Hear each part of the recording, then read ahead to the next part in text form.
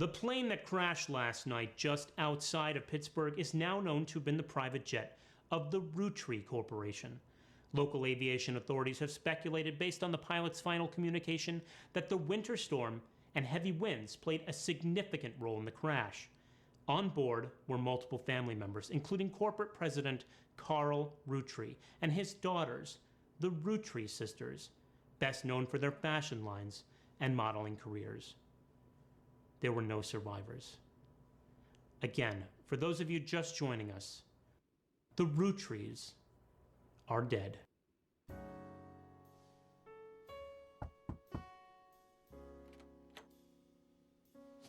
I know it's late, but I'm guessing you've seen the news. In addition to dealing with the grief, the Roottree Company's lawyers are scrambling. Everything's about to change. Anyone proven to be a blood relative is about to get much richer. I'm here to ensure everyone is accounted for. I've heard you're an expert at sorting out complicated family trees. A genealogy genie, as it were. I'm going to give you a quick test. Pass, and I can promise you the job of a lifetime.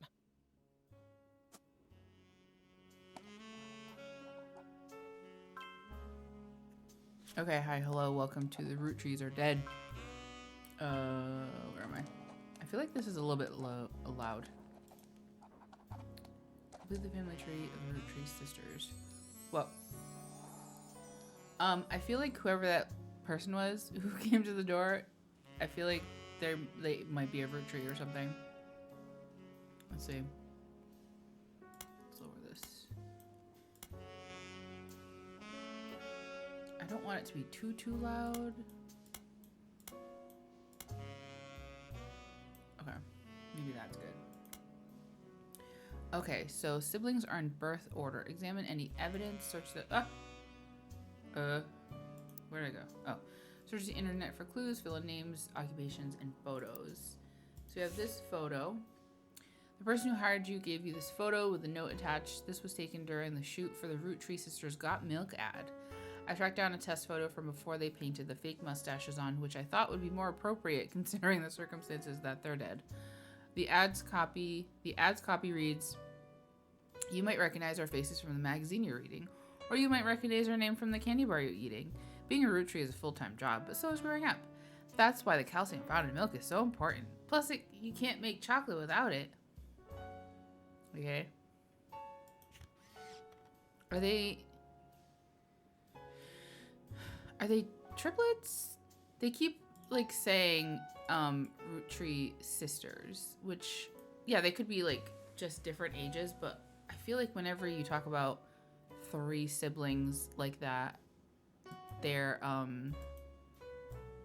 triplets maybe? Or oops. Oh, okay. I was gonna say, like, they look like these two look, I mean, they all kind of look alike, but these two look more alike than this one. So she has hoops, and they do not. And then this one is married. I was trying to zoom in more. Let's see. So let's see. Roottree. Oh, create highlight. Create highlight. Roottree sisters. And then we can.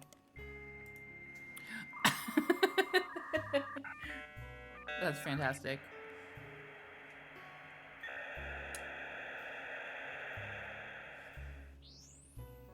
Spider search. Okay. Oh. There are a lot of obituaries that focus on the Roottree sisters' modeling careers. You also come across an unofficial Roottree fan site, seemingly curated by a teenager. It's neon pink with purple text and hard to read until you highlight the words. The young webmaster writes, Raina is the most famous because she's the oldest and got married to TMS. We'll do the whole thing. But Riley's the smart one. Rose is a middle child like me. You might think they're rich just because they are models, but their dad is also the president of the candy company, and their mom, Brenda, is a fashion designer. They do modeling for the brand Root. Her brand Root. I eat Roottree candy all the time. My favorite are maple crisps, and try to dress in plaid Root clothes like Riley does in most of the posters. Someday I want my ears pierced. Oh. Okay, so we'll do that. Okay. So plaid is, wait, the one that's married is oldest. So that is this one, right? 'Cause she was on the right. And then Rose is a middle child, and then Rose has her ears pierced. So it's this one and then this one. So she is Raina. And then Rose? No. Riley. Wait, no. This one's Riley. Right? Yeah, this one's Rose, this one's Riley. Oh. And then Rose. Oh. Rose? Oh. Riley, Raina, and Rose? How come? Maybe I'll have to look up Rose. Roottree. Oh, get this out of here. Rose Roottree is not as popular as her older sister Raina, but still very well known. Most of the time, they're lumped together as the Roottree sisters. So they're not. Okay. Rose Roottree is not as popular, but still very well known. Most of the time, they're lumped together as. So they're not triplets like I thought. I guess because it said that one is the oldest in the middle and then whatever. Unfortunately, the results for Rose by herself don't lead to anything different. Let's do. What's the mom? What's the dad's name? Wait, no. How do I go back? It said his name like when they first. Oh. Nope. No. That's not what I want. What is this? Oh, no. Currently playing music. Candy. Mixed in with the recent news of the plane crash, there are lots of results for Roottree's extremely popular candy products. Their official website is unstable due to the traffic it has been receiving. However, you find a direct link to the history section that manages to work momentarily. The Roottree Candy Company was founded by Elias Roottree shortly after he married his wife Gwyneth, whose family owned a small farm called the Anderson Maple Farm. Okay. For reasons that aren't explained on the page, it has no CEO and no stockholders. Instead, it's run by a president with input and votes from extended family. The site does mention that every president has been a direct descendant of Elias and Gwyneth, including Carl Roottree, who despite his death is listed as the current president. Didn't he just die like today? The product that put them on the map were 5 pieces, maple candies with 5 different flavors that are dipped in a crispy, crackly candy coating. Since then, they have branched out to countless other products, all of which incorporate maple in some way. Their sister company, titled Root, specializes in children's clothing. The primary methods for Root period, are the Roottree sisters. Let's look at this one. Root, the period is part of the name. Yeah, that was weird. Is a clothing company. They make clothes for children from toddlers to teenagers, although their website is down, likely due to increased web traffic. You find countless retail sites attempting to advertise their clothing towards the target audience. One of them has this to say: "You spied the Roottree sisters looking hella fly on catalogs, magazines, and posters. Now you too can be like Riley, Rose, or Raina." You also come across a website from a collector of clothing catalogs. Apparently, Root has released 2 catalogs per year every year since 1984, and Raina appeared on almost all of them. There is only one that the webmaster considers a collector's item enough to budget.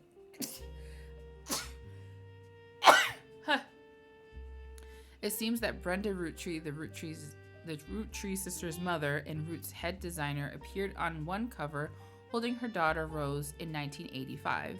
The site says this was the only time her daughter was ever listed by her birth name, Carly. Carly. You discover a trivia page that lists common trick questions. The answer to what are the first names of the famous Roottree sisters lists the answer as Raina, Carly, and Riley. Huh. I was gonna say Carly, isn't the dad's Carl? The dad's name is Carl. The explanation below the answer states that Rose was originally born Carly Rose Roottree. Apparently, her parents had planned to name a son Carl Roottree Jr., but after finding out they were having a second daughter, they called her Carly. Sometime in the early 90s, a now preteen Carly strongly expressed her dislike that her sisters had RH names and she was the odd one out. That's when she began to go by her middle name. Okay. So this one is Carly Roottree. And then she's married to TMS. I don't know who that is yet. And they're models, aren't they? Oops, not the military. Model. Because the mom is a designer, but not them. Oh, nice. Nice.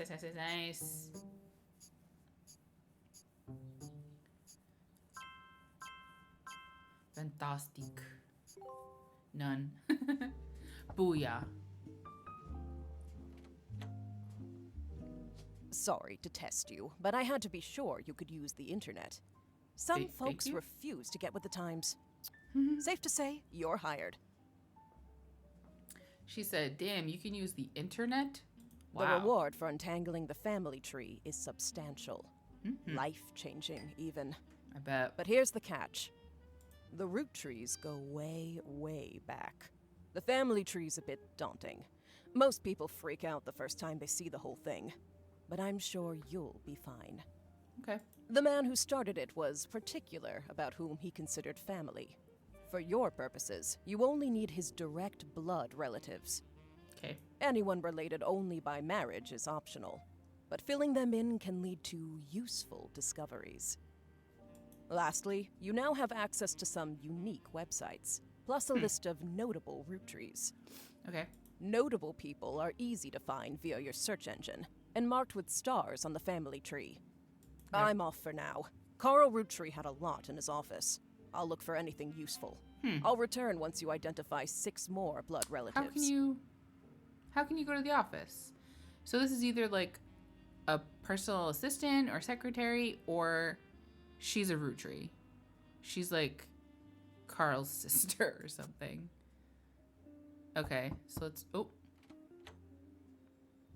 Sorry, one last thing. This might sound odd, but if anyone else claiming to represent the Rootrees reaches out, I'd appreciate you not mentioning I was here. Thank you, and good luck. Okay. Oh, no. Oh, no. Oh, that's a lot. That's so many. What is this? What is this? Oh. 3 out of 9. Before the person who hired you returns. Every time you get 3 additional blood relatives and family tree completely correct, name, occupation, and portrait, they will be locked in. All non-blood relatives and small portraits are optional, but placing them in the tree helps remove extra names and photos. Okay. Look at this!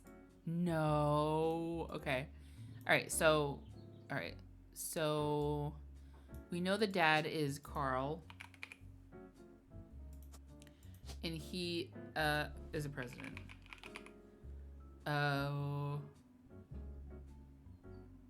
There's 5? So that would be the founder, and then his son, and his son's son. I'm assuming Carl is the 5th, because he's the most recent one. And then she's Brenda?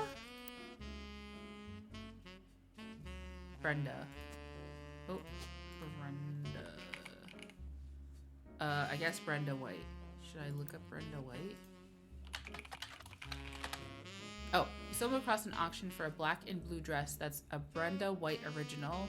The auction describes it as a vintage dress from before Brenda became Brenda Roottree and started designing clothes for Root. The white and gold dress itself doesn't seem relevant to your start. Oh, I get it. Black and blue dress, and then the white and gold dress from that. I don't know. Is that a meme from like 10 years ago or something? I'll insert it here in case anybody doesn't know what that means. All right, so that's Brenda White, and then who's this? Roottrees Sisters, isn't it? Oh no, we already knew this, right? A news alert. All right, we have this, and then we have this is an ad for 5 pieces aimed at kids from the magazine Teen Blast. We'll look up Teen Blast in a second. It mentions that 5 pieces were named as such because the original creator had 5 children. The ad also mentions that the current 5 flavors are not the same as back then. So cocoa chocolate, bad blue raspberry, awesome apple, power plum, and so strawberry. There's 5 flavors because the original inventor had 5 kids. Maybe that's why kids still love them. Radical new flavors because it's no longer the 1920s. What's even an elderberry anyway? I don't know. What is 11? You've been on the side of work for a long time, so long in fact you've developed a sixth sense for how useful your evidence can be. The number in the magnifying glass refers to how many clues are connected to a specific piece of evidence. Wait, so there's 11 pieces of evidence in this? Really? Let's look up Teen Blast. How did I do that? Oh, search. Teen Blast is a magazine aimed at teenage girls. Their website has a news section that offers condolences for the loss of the Roottree sisters. Their fashion line was often covered by our magazine, and Raina Roottree first appeared on the cover on her 16th birthday. Oh, okay. So let's do Roottree. Nope. What's her name? I don't remember how to spell it. Like that? Oh. Raina was on the cover of Teen Blast when she was 16 and did an interview. You add the cover and article to your evidence. Teen Blast. TMS. What is he up to? That's her husband. Brother Trouble canceled? Also, how to know if he's interested. And win a trip to the set of a new movie. Raina's Sweet 16. The candy girl gets serious about her inspirations and aspirations. That's so funny. There's an article about Raina Roottree from 1994. This issue also mentions TMS and Brother Trouble. In an interview, Raina talks about her inspirations. One important thing I learned from an early age is that dreams are not outside of our grasp. My grandpa was a college professor who taught lectures about history. Let's do boop. Well, we don't know which grandpa that could be. It could be like the mom's dad, I guess. He always told me that history was full of people from famous families who wasted their fame and fortune by taking it for granted. Instead, he told me I should go out and use my name to accomplish something. I think he may have practiced that lecture a lot because I have other people in my family that have also made the Roottree name famous for things besides candy. Okay, so that is the dad's dad then, if he's talking to other family members. His older sister even wrote a book that some of my friends tell me they had to read in school. Wait, so the grandfather's sister, let's see, Carl's dad,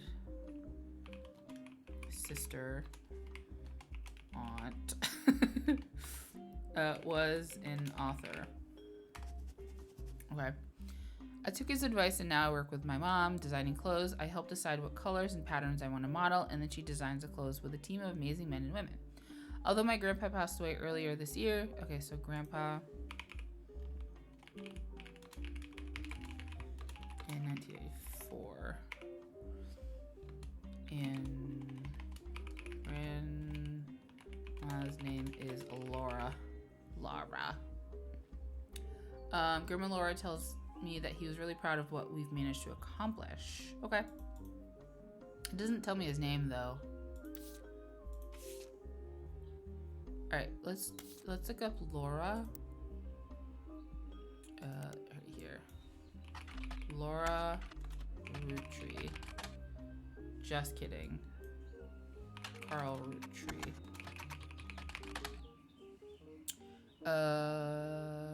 We already know this. December 6, 1998 is with a heavy heart that we mourn the loss of Carl, Brenda, and the Roottree sisters, and the other employees that perished in the terrible tragedy. The entire Roottree family is in shock and requesting privacy at this time. As the head of our company, Carl was an incredible man and an unmatched leader. Filling his absence will be difficult and may take considerable time. In the interim, we hope that you join us in looking back fondly on Carl and his family triumphs.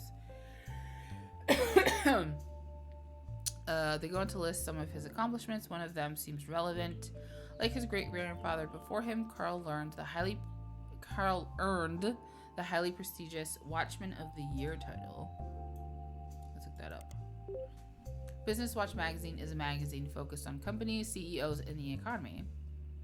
They have been around for 100 years in one form or another, and will often write about changes in management at famous companies. Every year they offer an award to a prominent businessman who has furthered the field. They call this Watchman of the Year. You find through a few searches that 2 Roottrees have been featured as Watchman of the Year. Elias like the founder, I guess, maybe? And Carl Roottree. They do not host any online archives. Okay, so... Is that part of the... Oh, it is. Okay. Let's do Carl.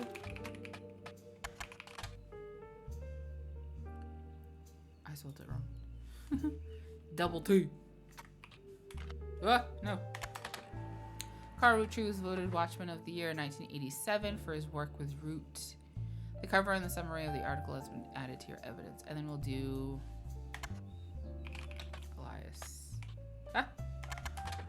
Elias Roottree was awarded Watchman of the Year in 1936 for his accomplishment of rolling out 5 pieces to a global market. Okay. Carl Roottree grabbed life by the roots. I'm eating a chocolate. Okay. Carl Roottree was voted Watchman of the Year in 1987, and a photo of him appears on the cover. According to the cover, Business Watch is the magazine for and about corporate leaders and has ongoing coverage of the who's who in the corporate world. Carl was chosen not for his work at Roottree Candy, but rather a clothing company, Root. Here's a brief history. Before they married, Carl's wife Brenda was a fashion consultant. When Rena was born, Brenda retired to become a stay-at-home mother. Looking for a creative outlet, she spent any free time she had at a sewing machine. Rena's new clothes were a hit with other parents, including Carl's cousin Jim Roottree, a notable singer who had a young daughter around the same age. Ooh, wait. Let's do that one instead. Okay. Word spread. By 1982, Brenda's patterns were being copied by other brands. Seeing the demand, Carl and his second cousin Ernie Jr., who had just become president. Okay. Let's do this whole thing. So Ernie Jr. was the president, I think, right before Carl. So whoever his second cousin, so wherever he goes, that is, oh my gosh. Other blood relatives who have a say in the company's finances refuse to fund anything other than candy. So Carl personally spent his entire inheritance to bankroll the clothing company. When the profits began to appear, however, the rest of the family changed their tune. Of course they did. They repaid his investment, and now Root exists under the umbrella of the candy company, and they all benefit. Per tradition, or perhaps superstition, new clothes always debuted the way the first ones did. Raina became the catalog's cover model. As she grew, the product line expanded to older kids as well. Her younger sisters were then recruited to show off the baby clothes. He was voted Watchman of the Year primarily for his personal gamble. Okay. Look at these pictures back here. Look at the tie! Maple leaves. That's awesome. Alright, and then we have Elias Roottree. Elias Roottree was voted Watchman of the Year by Business Watch in 1936, and a painting of him appears on the cover. The magazine says that he was voted Watchman of the Year specifically to recognize the global rollout of 5 pieces. Inside the article is a timeline. In 1908, Elias forms the Roottree Company after marrying his wife, who inherited a maple farm. During the period before 5 pieces, the company was barely profitable.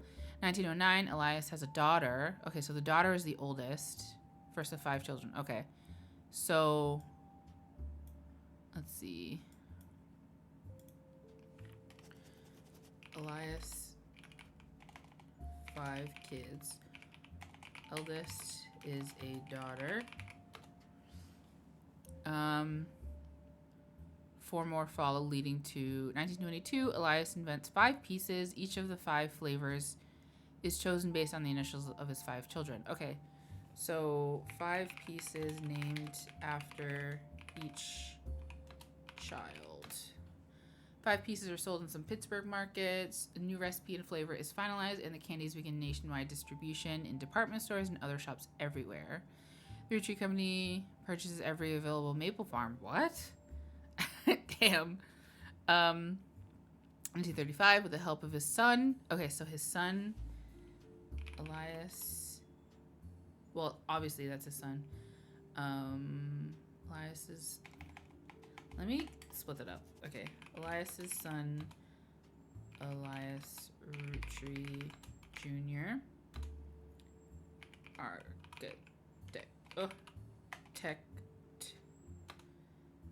Made new factory. I can't even see it. Factory in 1935. Production is tripled and worldwide distribution begins. There's also a what's next section that claims Elias is going to pivot to ensure his company's legacy and that the Roottree Company remains a family business. He plans to do this with a clanced trust. What does that say? What is that? How was I pronounced? Clanced trust. Let's see. Oh, clanced. I did say it. Huh. The Clanced Trust is a highly unusual corporate arrangement named after Clancy Edward. Okay. Elias's son, Clancy Edward. He's a lawyer. Was Elias's son in the Roottree Candy Company's head lawyer at the time. Due to its unique nature, it's often brought up in online discussions about financial matters and inheritance as an oddity. The company mandates that a fixed percentage of its profits are split every quarter amongst bank accounts representing each direct relative. An account is created for each blood relative at birth and first accessible when they reach 18. The actual numbers have never been fully disclosed to the public, but due to the ever-increasing success of the company, it is a significant amount of money. The Clanced Trust is known for being essentially impossible to get around due to many checks and balances written into it. Still, there have been a few situations in which family members have tried to forcibly remove another member. Most details online are pretty vague since the matters are handled internally. The only information you discover is from a university law school, which apparently had a guest lecturer talk about the Rootrees versus RR in 1994. While looking into the Clanced Trust, you find mentions to this 5-piece guarantee, which went into effect at the same time. Let's put that one there. Let's look at these two. Let's do this one first, I guess.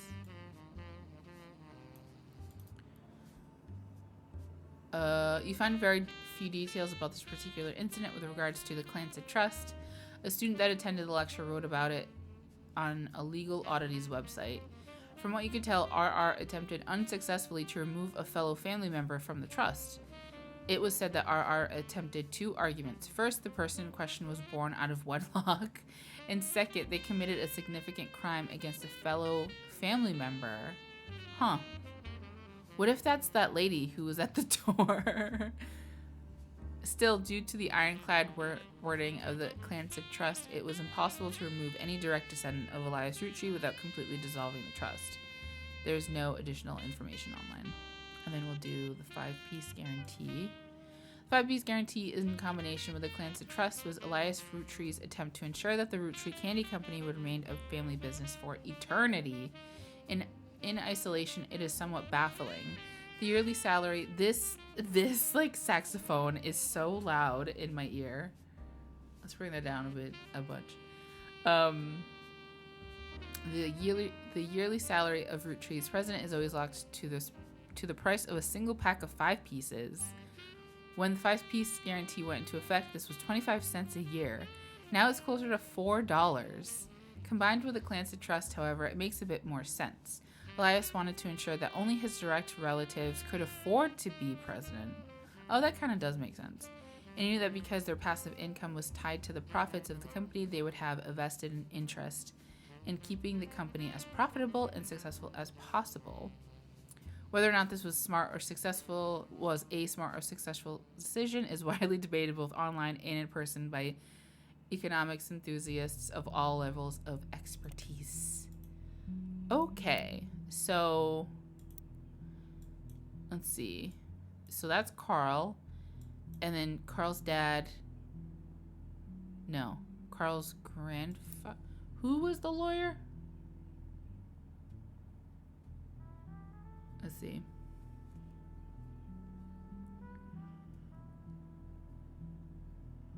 Elias's son Clancy Edward was the lawyer. I don't think he's Carl's dad. No, Carl's dad was a professor, right? Professor. And then I don't know his name, but I just know that he's a professor. Okay. Oh, and then the grandmother is Laura. Yes. So grandma is Laura. Grandfather professor. And then I don't know who the lawyer is yet. So the first one is a girl. Ooh. First one is a girl. So unknown female. So I would assume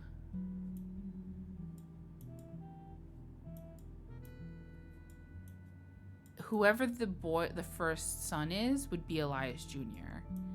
That's the girl.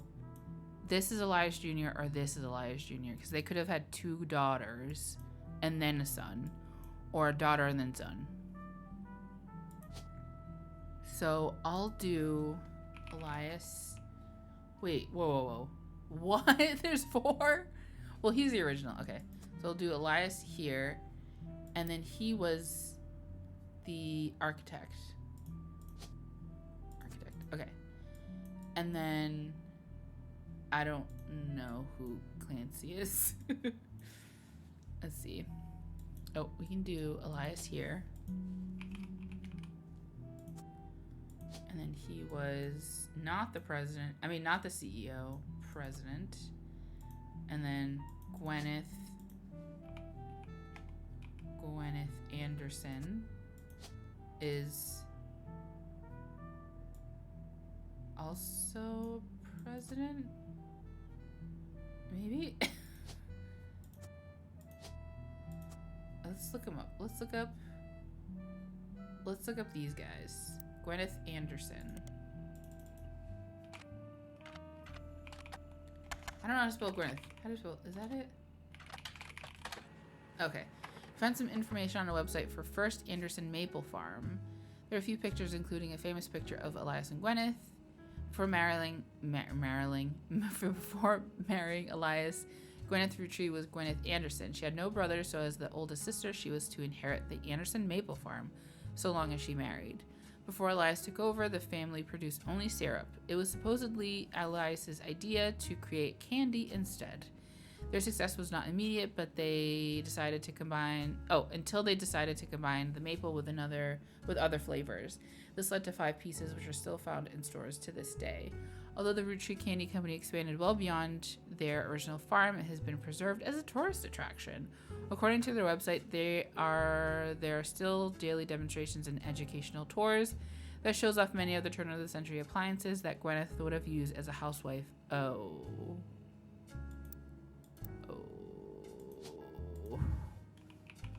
Okay. Get out of here. Where's the... Oh, right here. Oh, cute! Famous picture of Elias and Gwyneth, taken in 1909 after they founded... 1909, I think she had just had her first baby, I think. Was it 1909? I don't remember already. From what you found searching the internet, it seems quite difficult to find any site about Elias or Gwyneth that isn't accompanied by this picture. Okay. So she's this one. Oh, I guess I could do... Let's put the young ones and then... Oh. Once you verify this blood relative, you'll be able to add a bonus photo. Okay. So, housewife president. And then this is definitely a girl. Girl, maybe boy. And then I don't know about the other ones. There was something about... Oh, see, look. 1909. They did have a daughter first. In 1909. Which is where this picture's from. Okay.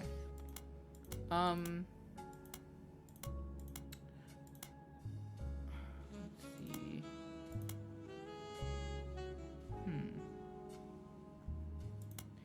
It said something about... Oh wait, I didn't get all of their... I didn't get his information? Oh, I didn't put his picture. No. Oh. There we go.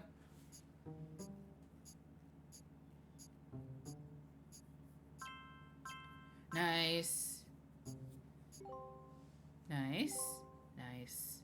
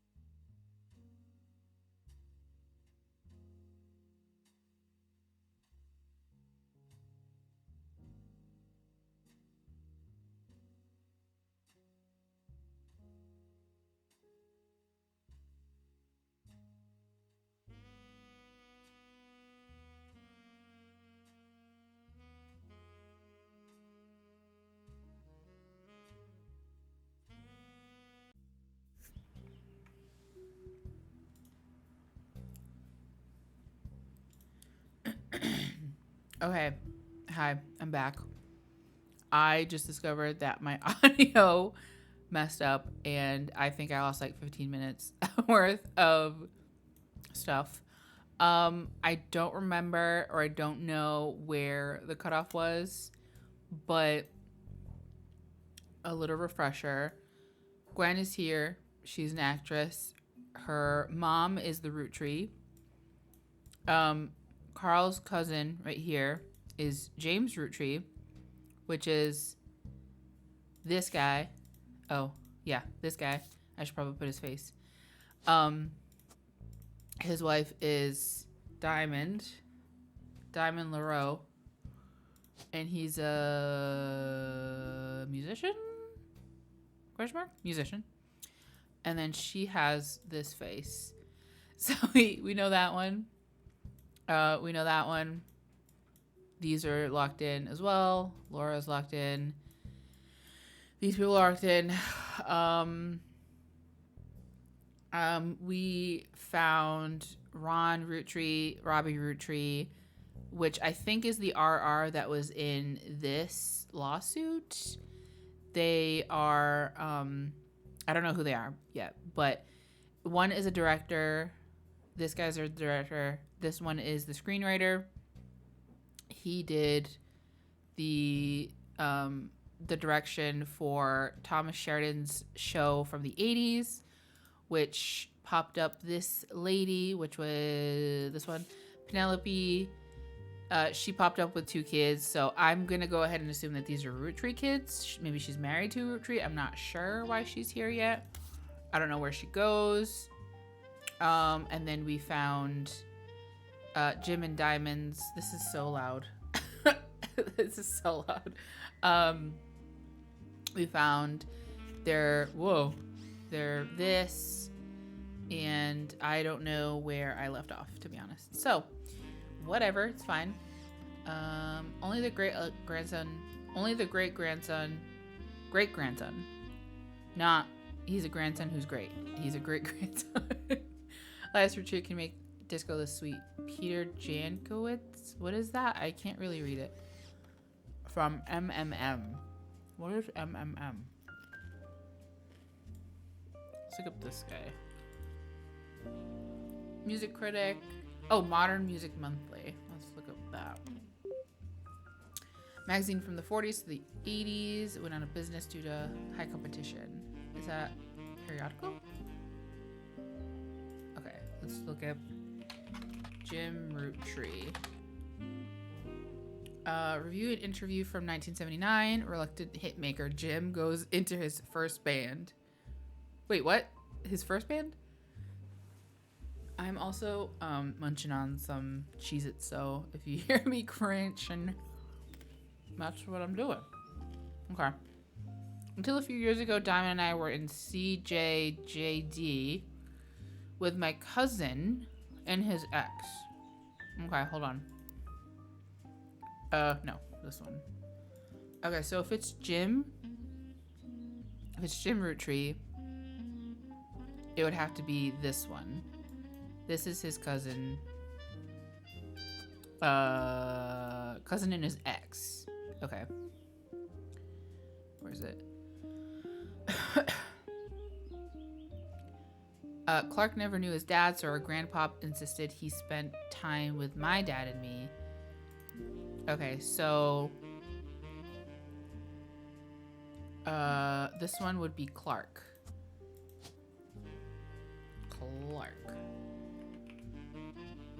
Clark Rafferty? Oh, okay, so that means the dad is, and it's the mom who's the, okay, all right. So let's go back to it. Clark and I grew up like brothers. Diamond and Jane, on the other hand, are actually sisters.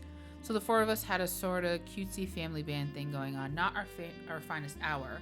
Regardless, when Diamond walked in on Clark in bed with her and Jane's other sister, everything exploded. No more family band. Yikes, Clark's a scumbag.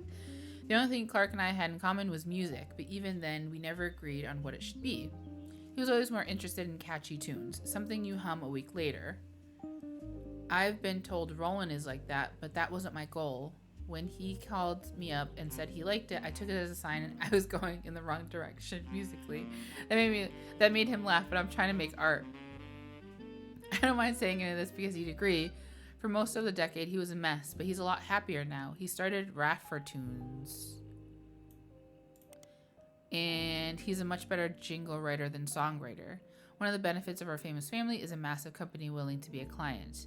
That's also how my father was connected to Roottree. All of his old ad campaigns were hung up on the walls all over the record player. But I was never interested. I just went straight for the music. I guess Clark was paying more attention. Okay, so his dad... Okay, so his dad is not the Roottree. So that's a male. Female. Okay.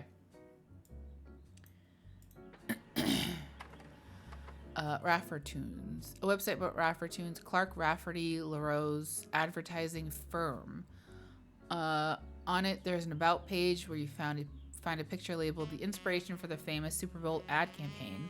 Below that is more detail. Clark was in a department store getting a family portrait with his wife and children. And when his wife was trying to get his youngest Katrina to calm down for the picture, he had the idea for the Roottree Super Bowl ad. Okay.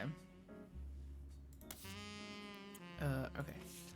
So that's Clark, Katrina. Katrina! Okay, there we go. So that's definitely Clark.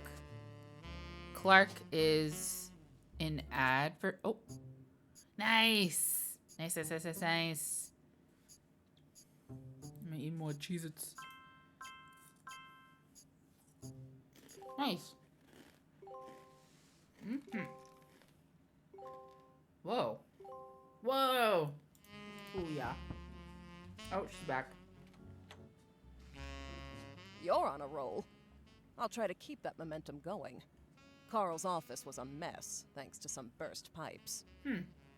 But I unearthed a photo from a 1970s Roottree reunion. I also found some important-looking papers. Okay. You've traced 9 blood relatives so far. Yeah. I'll have more to share after you find 9 more. All right, Stacy Roottree.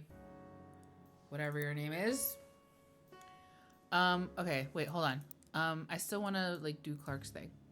So Clark, he has 2 ex-wives and another kid. So he has 3 kids with 2 women. So, that's that lady. This lady.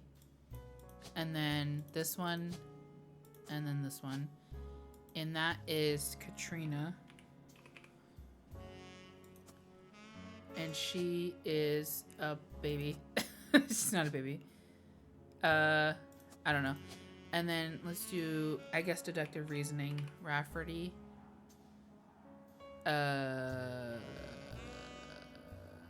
Jessica? I guess so. Okay.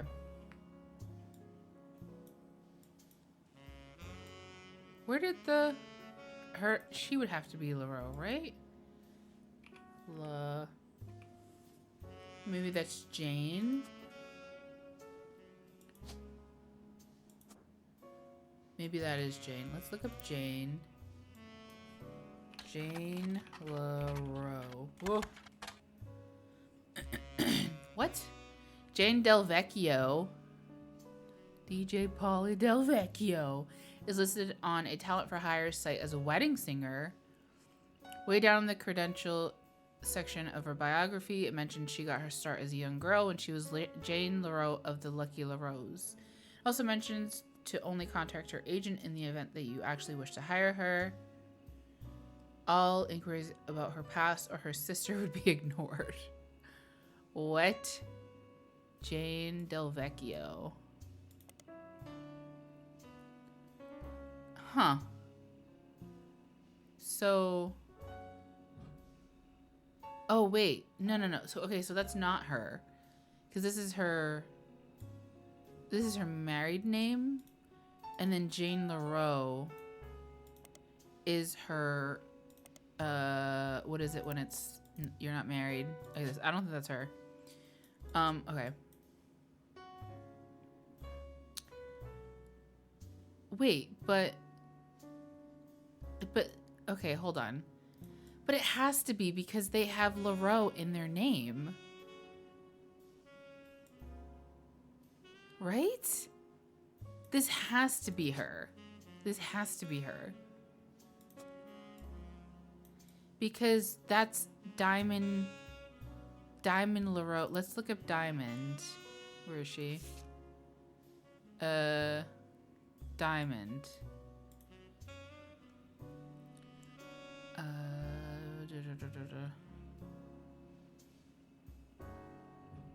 This is talking about Jim, though.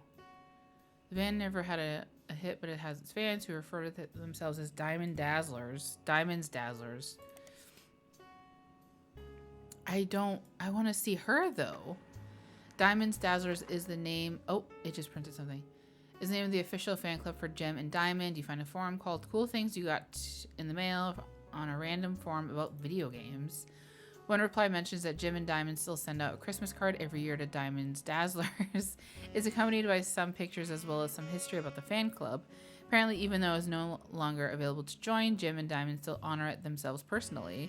There's a fierce debate in the subsequent posts about whether that's cool or pathetic. I think that's kind of cool.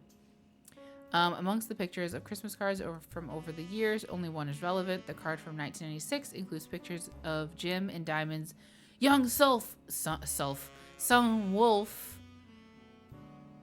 as well as a note about his daughter's band, the Floozies. What? Alright, so Jim's son is named Wolf. I'm assuming he's younger. So Wolf, Roottree, and then let's check out the Floozies. All-female punk band operating out of New York City. They're mentioned in passing in an online review from earlier this year. Apparently, they were the opening act for a band the reviewer actually came to see. The reviewer writes that she normally doesn't review in the opening act, but this one was unusual. And not because of the music, which she described as loud, fast, and repetitive, but not in the good way. The trio was extremely cagey about their identities. The reviewer asked the venue who they were, and she was told that they were rumored to be the children of other famous musicians and didn't want that to be why they became popular. Okay, that's understandable. The reviewer also mentioned that for an underground and unknown band with absolutely no following, their equipment was all extremely expensive. And not only were they selling CDs, but they only cost $1. They were probably losing a fortune. The reviewer said that although she bought a copy, she would be unlikely to ever listen to any of it again, except maybe Beef Baby. The 7th track, there's no picture of the Floozies performing live, but the cover of the CD they were selling, Conquistador, has been added to your evidence. Let's look up Beef Baby. What a name. Beef Baby is a song by the Floozies. You can't actually find anything else about it. But with a name like that, it's hard not to speculate on the subject matter. It could be a euphemism? A newborn cow? Huh. Okay. And then let's look up this one. Okay, it's the same thing. Alright, so let's look up right here. Okay, so guitar and vocals is Candy, Nikki, and Nina. Oh, it's right here. Is this the daughter? So the daughter's name is Candy. Candy. Oh, it is Candy. This is Candy. And then the picture of the sun at Christmas. Oh, this one. Found a picture of a Christmas card from Jim and Diamond to their fan club. Okay, so that's Wolf. Let's put him here.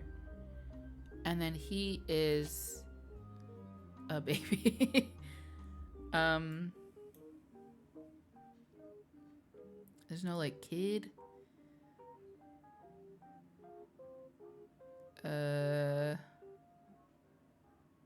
Oh, student. K through 12. And then maybe she's also a musician. musician. Okay. So then, wait, no. We only have one photo. All right, so let's do, these are the ones that she got from not Clark. What's his name? Carl's, office, and it was like damaged or something. This photo has a note attached from your employer. Every 20 years or so, the Roottrees would hold a big reunion and recreate an old family photo. This is the one from the 70s, and Carl's the teenager in the middle. Sorry about the water damage, a pipe burst. On the back of the photo in childish print writing, it says November. There's also a large number of cursive signatures. They include Bonnie, next President Guy Hudson, Ernie Jr., Caroline, Gwyneth M., Gwendolyn, Miracle Jr., Jim Roottree, Clark, Carl, and Eli M. Okay. These two look like they're related. Well, related. I mean, they're all related, but they look like siblings.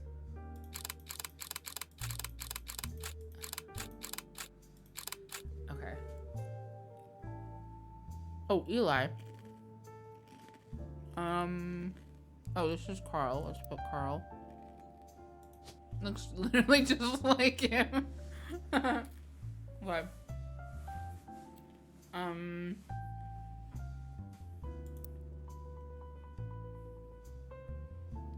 I don't know which one would be Jim. I'm like leaning towards this one.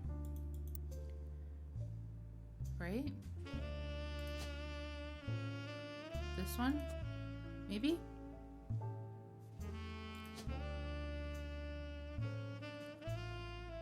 I don't know, either that one or this one. I feel like he's this one though. It's kind of hard to tell.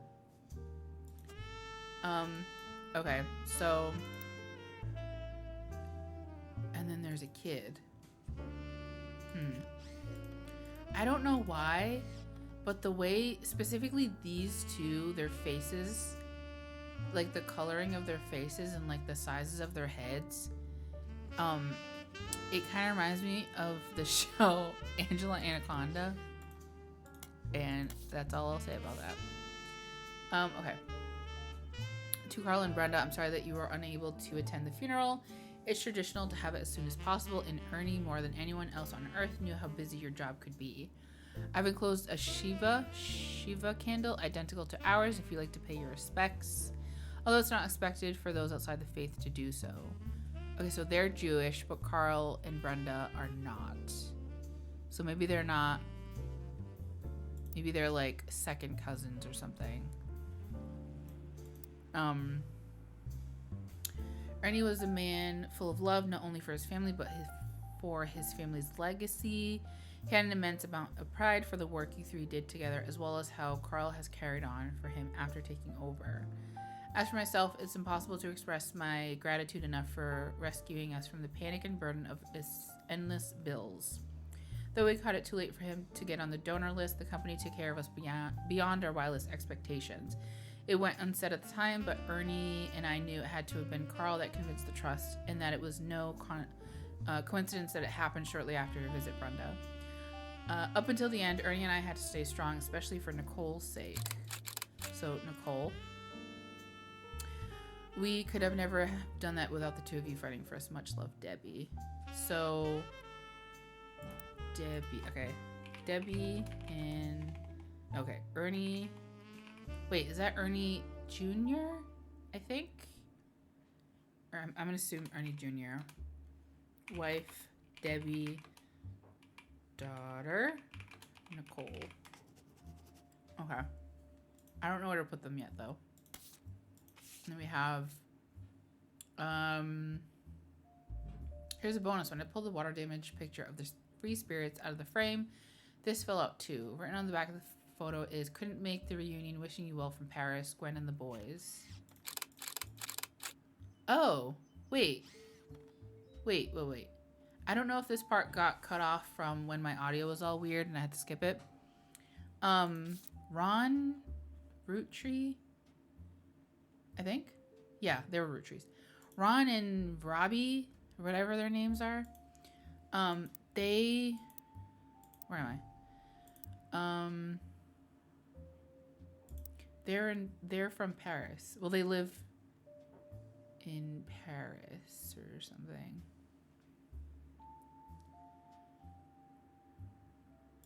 Let's look up Ron Roottree again. No, maybe it's Robbie. I don't. One of them had like more information. Oh, that's right. Periodicals. Robbie, maybe? I don't remember which one. Yes. Okay, so let's see. So is that... Okay, so that's Gwen. So that's this lady. This one. So these are her sons. This one looks older. So which one is older? Ron. Ronald Roottree. And then Robert. And then Ron is a screenwriter. Or Robert is a screenwriter. Oh, nice. Nice, nice, nice, nice, nice.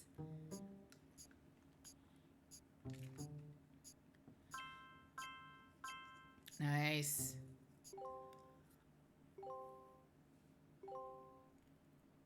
Booyah. Okay. And then Ronald is, I can delete this one then, is a director. Yeah, this one. Okay. So he's married and has 2 kids. Okay. I still don't know his dad though, or his grandparents, or a lot of people actually. Okay. So let's see. Oh, this one, Stephanie Jones for City Council. She's cute. It's a flyer about a candidate for local office, Stephanie Jones. On the back is an excerpt from a newspaper article from the Butler County Times about her campaign. Stephanie may have grown up in an unconventional family. What does that mean? To say the least, but in her words, it was still full of love. And now 22 years later, with a baby of her own due around Christmas, her message to voters is simply, love is our future. The handwritten note says, Carl, I know we don't see eye to eye when it comes to the candy company, but if you could talk to your girls about putting out a statement supporting Stephanie, she could use the publicity your daughters bring. Don't let our conflict spread to the next generation. She's so cute. Okay.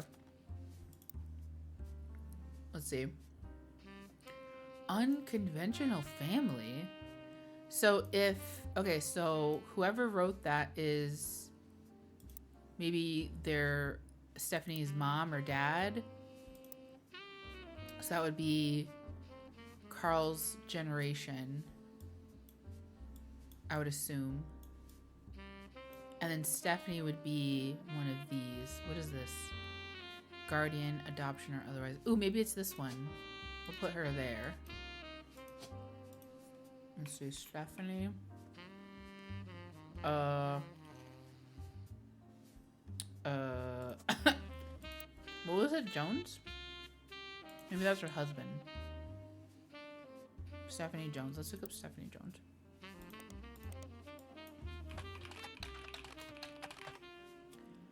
You learned from the election results that Stephanie Jones, a candidate for city council, won her campaign about a month ago. You find no mention of the Roottrees in any articles about her. Stephanie also has a very bare bones website for her campaign. It is simply a picture of her campaign mailer. Oh. Let's look this up. Oh, nice. Butler County is located outside of Pittsburgh. Although the Roottree Candy Company now has headquarters in the city, the company began on a small farm within the Butler County limits, and the area has a lot of history of the family. A local paper. Okay. Let's look her up here. Ooh. What was it, Jones?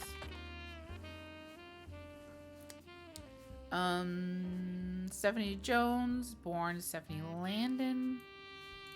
Ooh, Brian Jones. Okay, so that's the guy. Oops, no. Stephanie grew up in a home without a father, with my mother and her partner. Okay, so she grew up with 2 moms. I essentially had an entirely female influence. Though she is a distant cousin of the Roottrees, her mother, Caroline, so was it CM? A local artist who's appeared on the front page of the Butler County Times in the past, has often come out opposed to the corporation's policy regarding deforestation of indigenous trees to expand their maple farms. Unlike my mother, I am not a fighter. I would like to bring love into the world. Okay, I don't know her name though. Maybe Caroline Landon? No. Caroline. Whoa. I don't know why I did that when it's this one. Caroline Landon. Just kidding, Caroline. The artist. Nope. Let's look up Brian.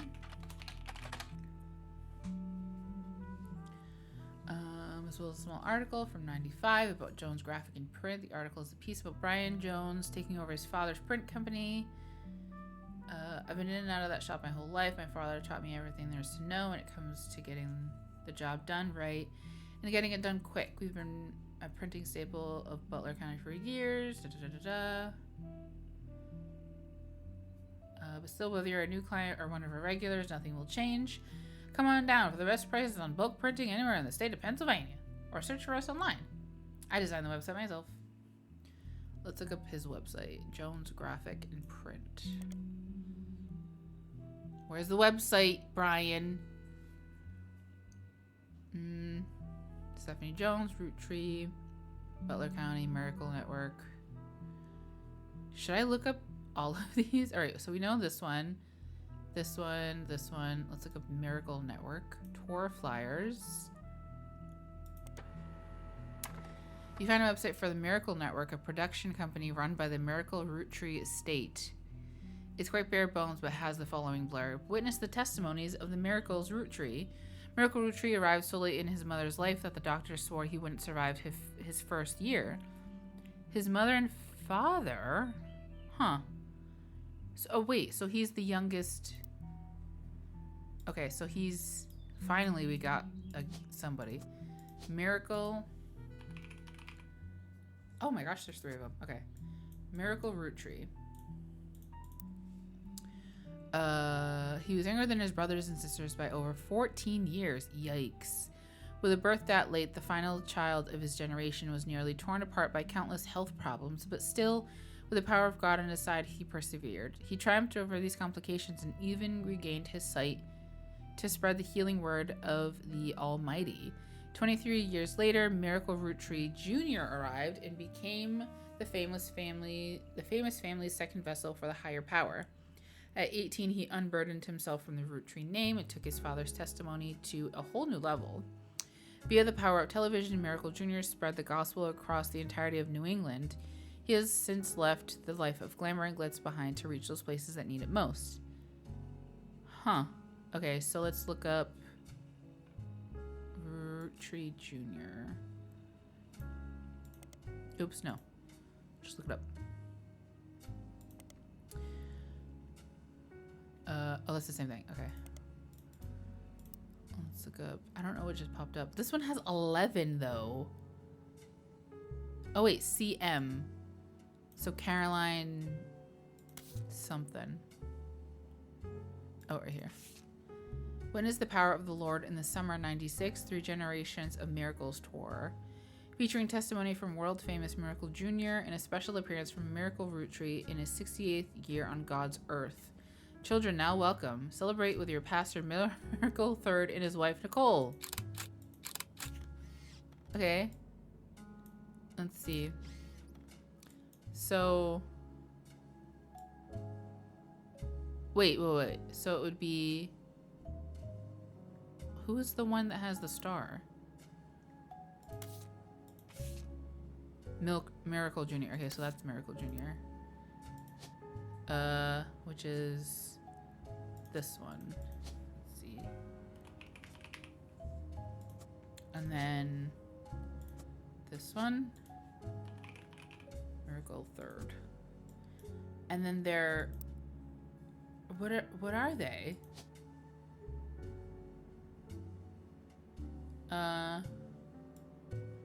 They're like preachers.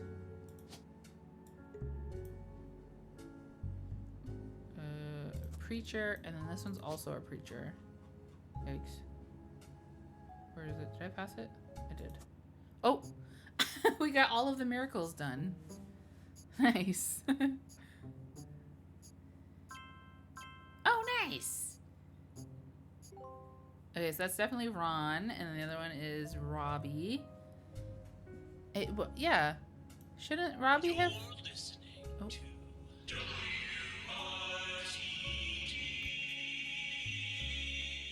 It's time for your headlines. Once an hour, every hour, on the 45. It's a bizarre development to an already tragic tale. In the wake of the accident that took his life, some of Carl Roottree's belongings have apparently gone missing. Most notably, a framed photo of the Roottree family from the mid-1970s that Carl had on his office wall. We interviewed a local psychologist about who would do such a thing and why. For that article, search online for WRTD News. Again, that's WRTD. Okay, interesting. So, WRTD is your local investigative jazz radio station. Talk about the plane crash, taking it back. Wasn't a break-in. Yeah, I think that lady who keeps giving us stuff is just related to them or just works with them. Roottree curse. Let's look up that. There's a long, rambly conspiracy website with very small, very red text on a black background that says the Roottrees are cursed. Important update with Carl and Brenda and their girls that makes 5 new deaths. Not only that, but 3 of their 5 presidents of the Roottree Candy Company have died mysteriously. They say Guy's car was hit by a drunk driver. Oh my gosh. Then Ernie Madsen Jr. stepped down. Well, we knew he was sick. Now this week he died in a plane crash. There's another entry that claims if you connect the dots in the pattern, it creates a Mayan ruby skull secret message. The post before that has a link to the site talks about how Earth has 4 corners.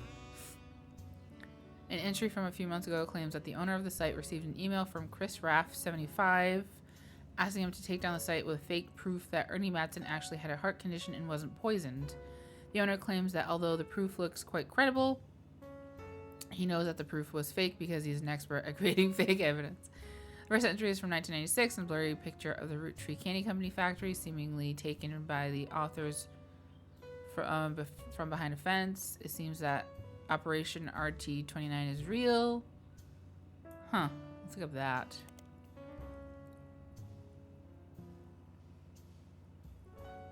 Oh. No, this is different. I thought this was the same thing. Okay. You find more conspiracy websites. Some people out there claim that the Rootrees are changing the candy recipe to include more and more chemicals, and that it was done in cooperation with bad actors from an unknown government. They claim that due to a loophole in the calendar, it is possible to get away with nearly any crime on a leap day as long as it isn't discovered until after the day is over. And that's every 4 years. On a leap year, the Rootrees company hosts a meeting with foreign agents to conspire to poison our children. Their proof is that the Roottree candies contain polyglycerol, I don't know what that is. What is that? Polyricinolea. I don't know what that is. An ingredient of the candy that wasn't there when it was first released. They claim it was added in an attempt to addict people and eventually induce mind control. Wow, this still sounds like today. The website claims to sell pills that counteract this effect for children. Yikes. I don't know what this is. Is this real? Like, what is this? Polyglycerol. I don't know what that is, to be honest. I'm gonna look it up real quick.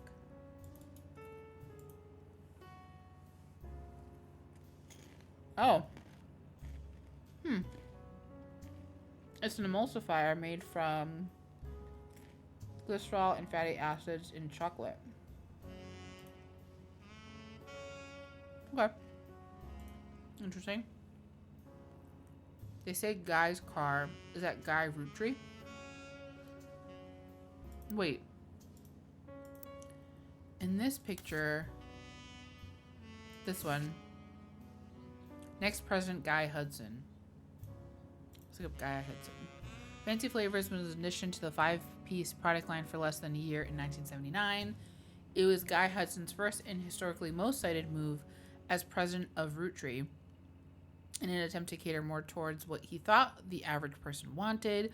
Guy looked at his own wealth, which was often a source of envy for others, and decided to tap into the idea that if they added fancy flavors to 5 pieces, anyone could live like the wealthy. This philosophy led to a flavor in 5 pieces that was meant to mimic caviar. Ew.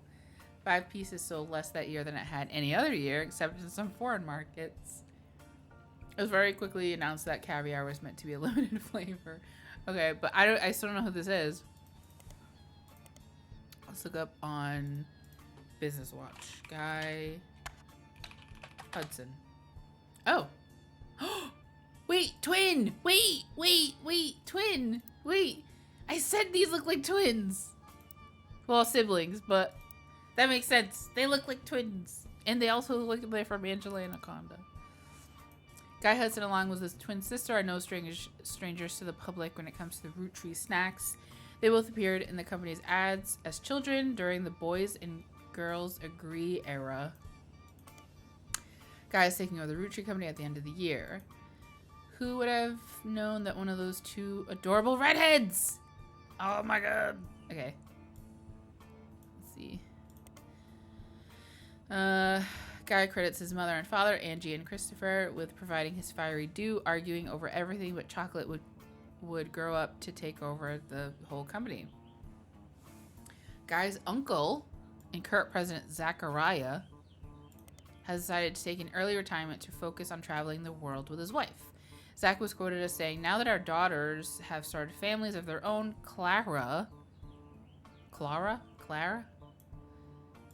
plan to reflect on life well lived. Guy is new to the business world, but he's family. We at Roottree have faith in his innovative ideas, and he's eager to share them with the world. We like to think that Boys and Girls Agree that he's ready to succeed." Okay. Let's look up this. You find a site about successful ad campaigns. One of the ads listed is from the late 50s. Boys and Girls Agree. It is a series of television and magazine ads for Roottree chocolate bars. The ad campaign describes as having the premise that boys and girls are awfully diametrically opposed, except for when it comes to one thing. Both of them agree that Roottree is their favorite. The first ad in the series was the most memorable due to the bright red hair of the boy and girl involved. Okay. I knew it was them. They're ginger. Look at them. So this is Guy. I don't know where he goes yet, though.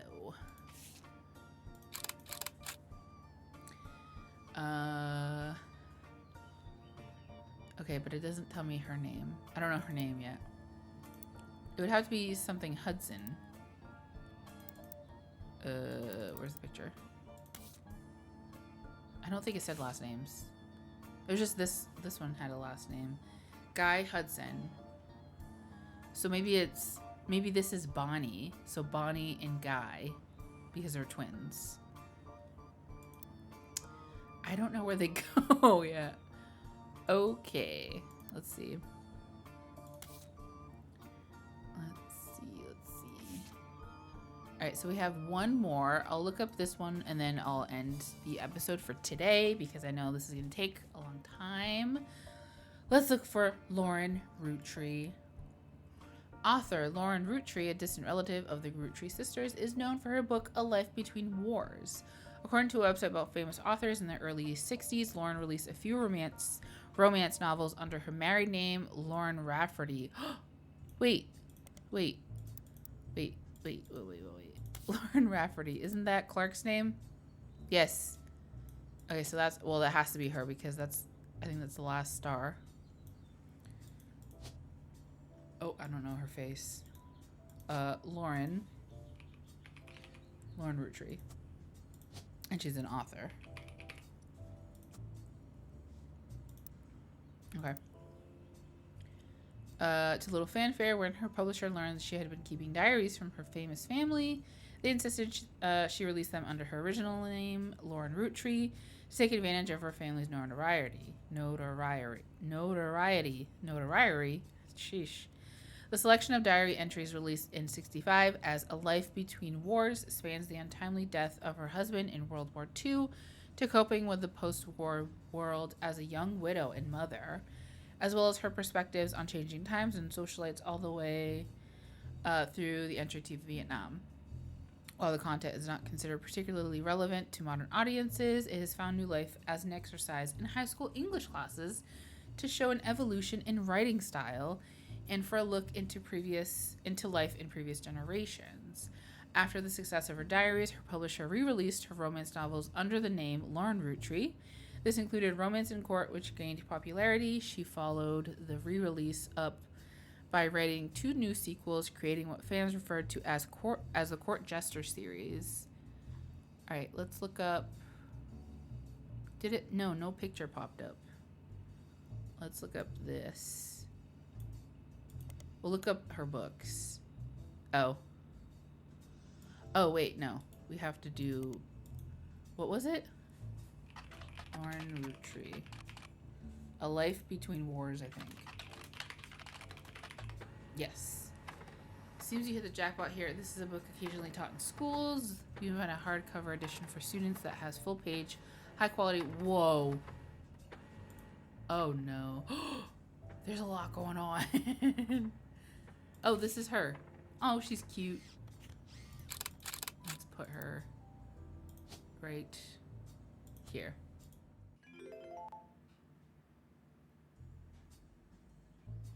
Okay, hi, hello, we're back to The Roottrees Are Dead. And in the last episode, or whatever I did, I don't know how I'm going to edit that last one because it's kind of a shit show. What happened? I lost some audio, and I had finished some of the, people, I guess. So we found out that these 2 are Gwen's sons. I also think that they are I forgot. I don't know if we know which one is which, but there's some kind of lawsuit that they wanted to, I don't know if they brought that upon their siblings, or like this one was like trying to get him out of the trust or something like that. It might have been that, because from my recollection, it said that Gwen got divorced right before the birth of her second son. So I guess technically she would be unwed, and then that was part of the lawsuit, was like something about him not being a legitimate child or something like that. I don't remember. But anyway, so we have Lauren's diary, or I don't know if this is considered a diary, but we have Lauren's book. And then we also have these new photos, which... Where's the picture of... Okay, so when I found the Free Spirits photo, I noticed that it was here. So then this guy is this photo. This one. The Next Generation. So these are new. I don't remember. Where did I get these from? I think it was from Lauren's book, the diary thing. Okay. But I think, did we get all the Roottrees? No, Lauren was the last one. Okay. So we're going to read. Actually, no. We're going to go through. Oh, wait, no. Let's do the 5 pieces. Okay, so these were the original children, I think. So we have 3 sons and 2 daughters. Lauren's diary contains some labeled pictures. This is the 5 pieces. This picture was famous in her house. Pop even had it framed. That's him on the left. This one. So this is Lauren's dad. It was taken in 1935 to celebrate the move to the new warehouse that Eli Jr. designed. Okay, so this must be Eli Jr. Because this is like a little kid. And then this is her dad. So let me see.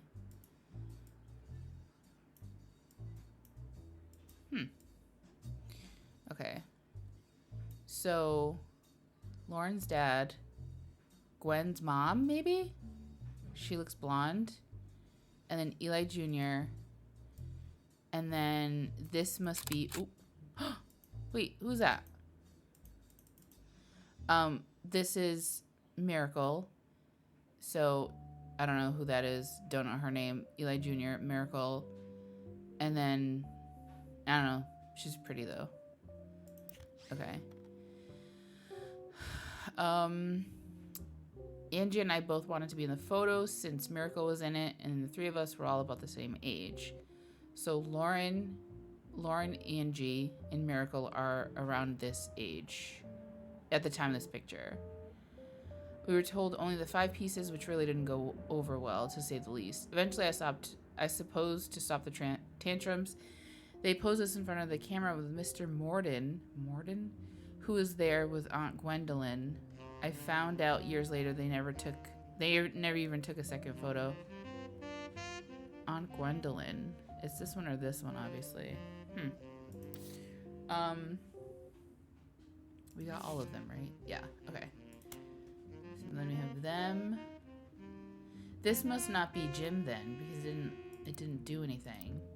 Like, it didn't lock it in as being Jim. Well, I guess there's only one. Maybe I need both of them. Alright, let's go to this one. Lauren's diary contains some labeled pictures. This is the next generation. So these are the kids of the 5 pieces. An attempt to recapture the spirit of the 5 pieces photo with our generation. For old time's sake, we gathered on the warehouse floor. I wanted Eli to stand all the way to the left, since to me he looked a lot like Pop did in the old one. This saxophone is so loud. Okay. But I was outvoted by my brothers. They insisted the 4 of us stand together and let everyone filter in behind and in front of us. So this must be her. And then her 4, well, the 4 of them, so her 3 brothers. And then, oh wait, let's get all of them. Okay. They insisted, The only one too good to make an appearance was Gwen. Grandma insisted we include Sam, even if we didn't want to. None of us understood why, including Sam. I also didn't think it fair Miracle made it in, since he's technically a 5-piece. I guess my inner child still holds a grudge even after all these years. I think this is Miracle. And then his son, because that's the next generation. Let's see. So, Miracle, he's a preacher. And then that's, oh wait, well, it doesn't matter. And then this kid is this kid, because he kind of looks like this one, because that's his son, like that. And then that kid is also this one. Wait, let's go back to that photo. Oh, wait, they have the same tie. Okay, so this guy has the same tie as Miracle, and then I think that's the son. So that's Miracle Jr., I think. Miracle Jr., Jim, Roottrees, Clark, Carl, and Eli M. So this is Eli M. He looks like a mechanic. So this is him. And then this is this one, I think. Eli M. And then he might be a mechanic. Nice. Nice, nice, nice, nice. Awesome. Yay. Booyah. Is she gonna... Oh. Oh, on the phone this time. So, you may have heard the news. Some of Carl's things have gone missing.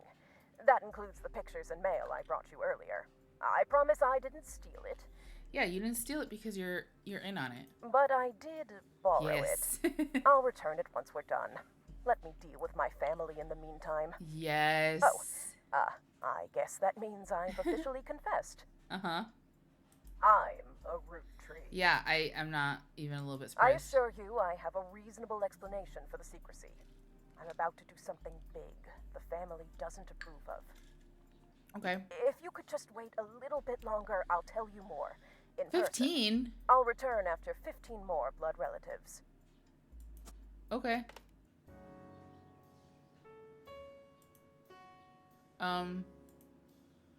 Okay, so we still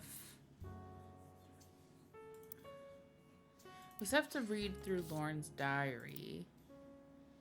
But I'm gonna look. Let's see. Oh, it's this one has a wife. Well, they both have wives, but this one has a wife named Nicole.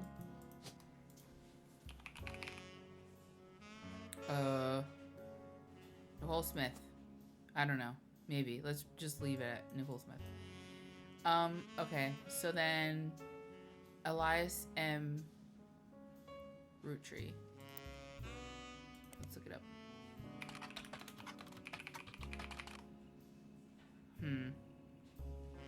Let's do periodicals. If he's a mechanic, maybe he's in the County Times. No.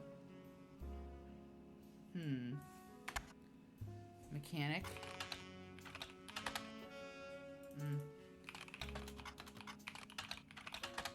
Mechanic.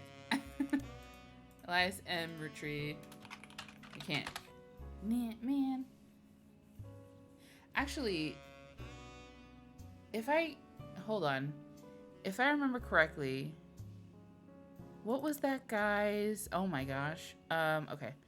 What was the guy with the wife who is a politician? Beef baby. Brian Jones. Okay. Oh, wait. No, it's right there. Graphic print. I feel like... Roottree Motors. Okay, I was going to say, I feel like there was something. You find a hit for Roottree Motors on the Jones graphic and print website, which you've already seen. You don't see any... Oh, okay. So let's do this one. Nope. There's an ad for Roottree Motors in the paper. It seems Roottree Motors used to be called Wilkins Motors. An ad for Roottree Motors has run in every week's Butler County Times for many years, but recently it has been changed to include a picture. 3 different unique versions of the ad have been added to your evidence. Let's look up this one. Oh, I meant over here. Wilkins Motors.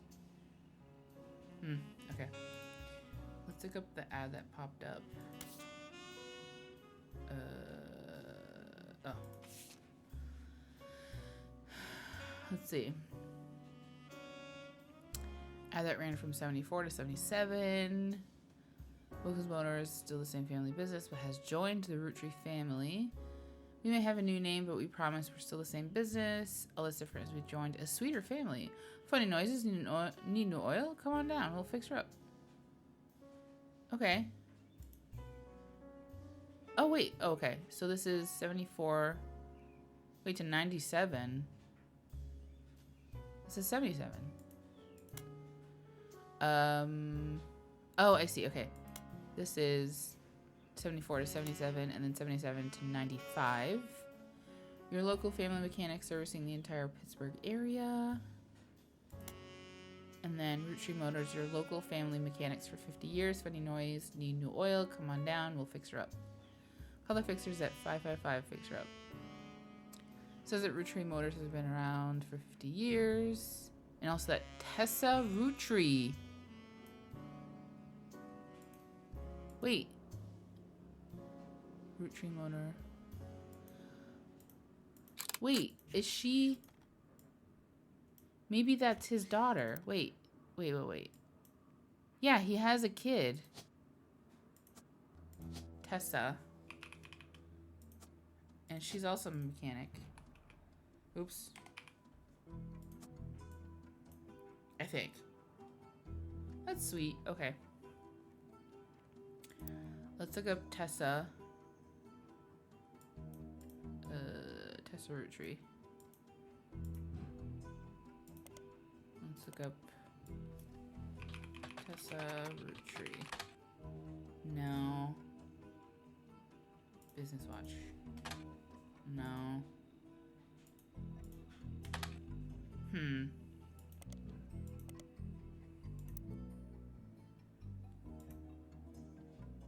Interesting.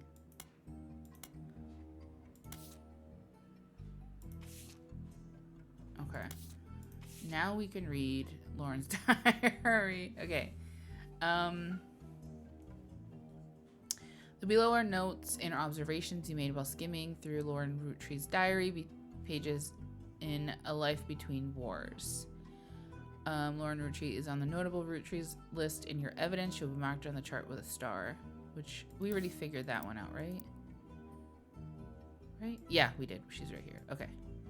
She's cute. Her son's like kind of a weirdo though. Didn't he like cheat on all of his wives or something? Anyway, she would be really disappointed. Okay, the book was published in 1965 and consists of diary entries that stretch from 1940 to 1965. The most important event that much of the diary and Lauren's thoughts revolve around was the loss of her husband Jacob. Wait, did I put that already? Jacob. Ooh. Rafferty. Okay, and then he is this man. Okay.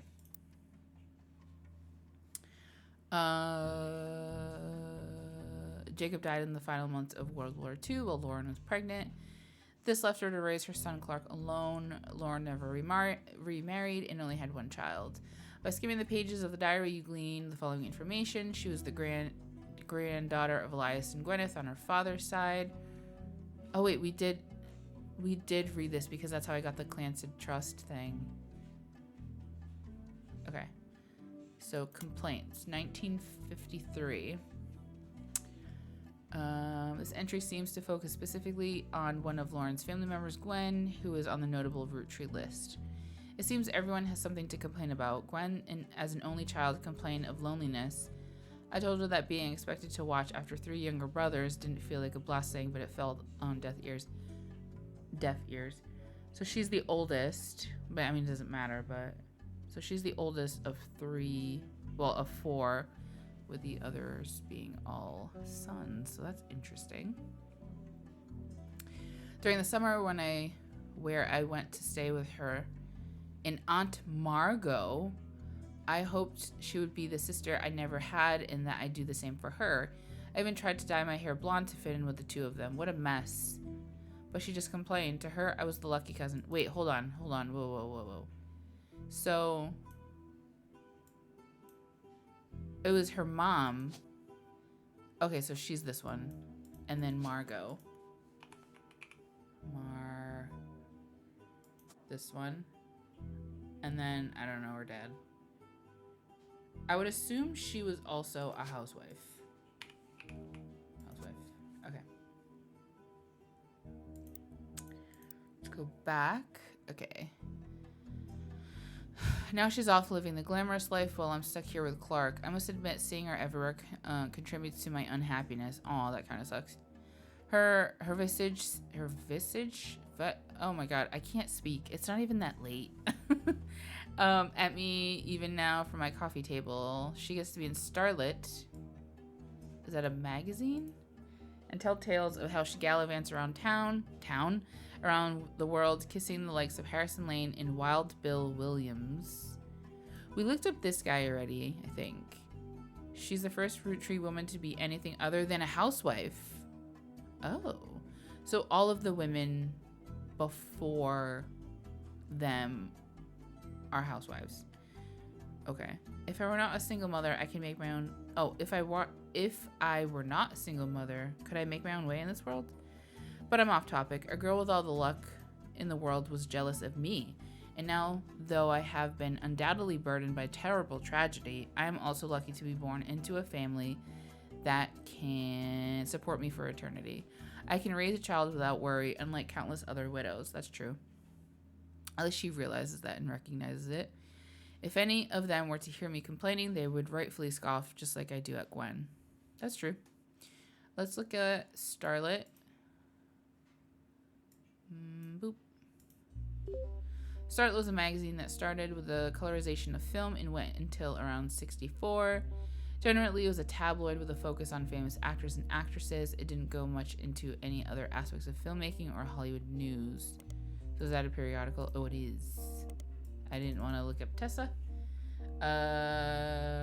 Wild Bill Williams. Wild Bill Williams was mentioned many times throughout the magazine's lifespan, with stories and gossip about who he has been seen with in public, blondes mostly. 3 specific passages stand out. The first mentions one of his first roles was under his real name, Walter Forsythe.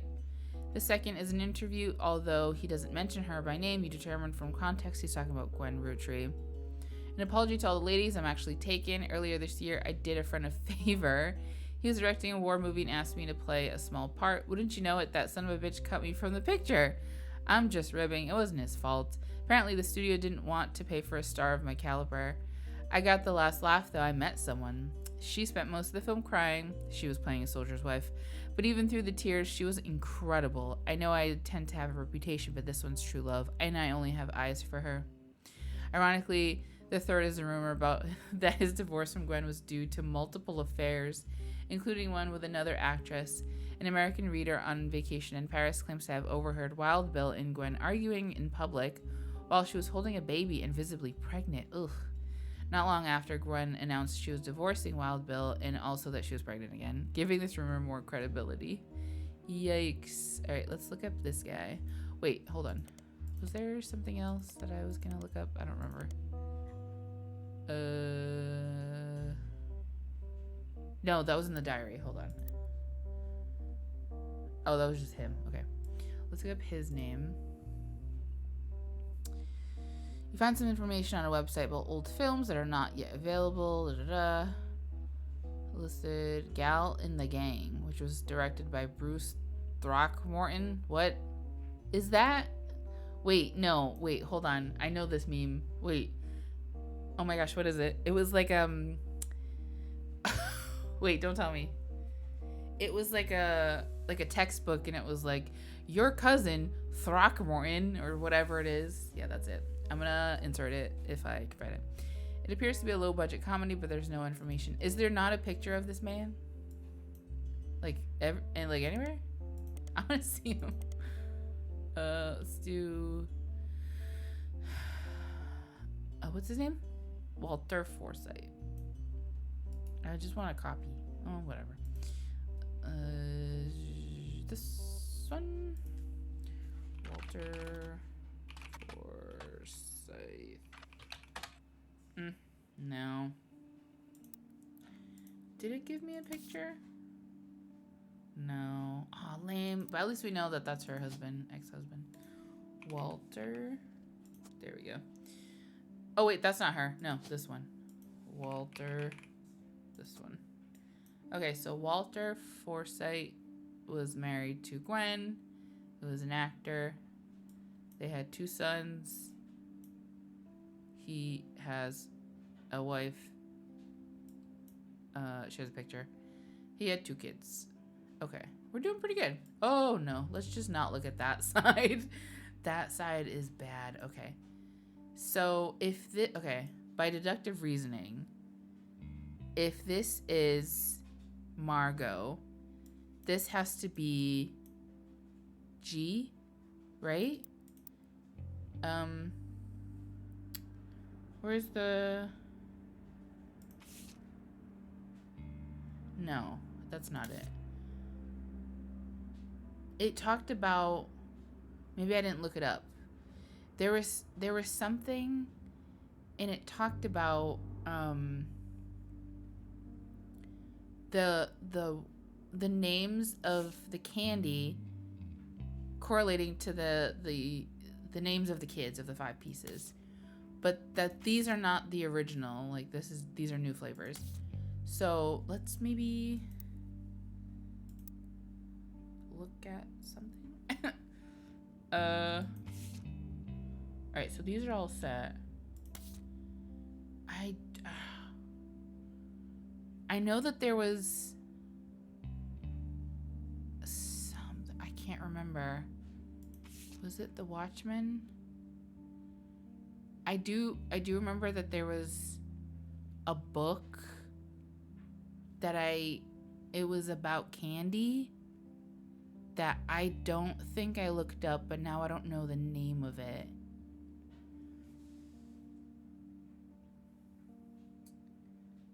How do I don't remember how I don't know how I don't remember how to find the book anymore. It was...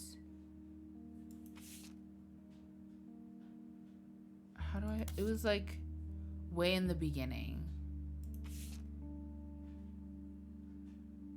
Let's look up 5 pieces again. Oh. There we go. No. I need to look up.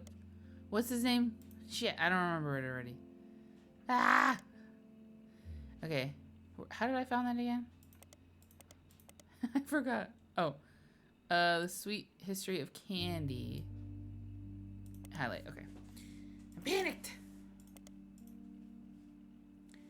The Sweet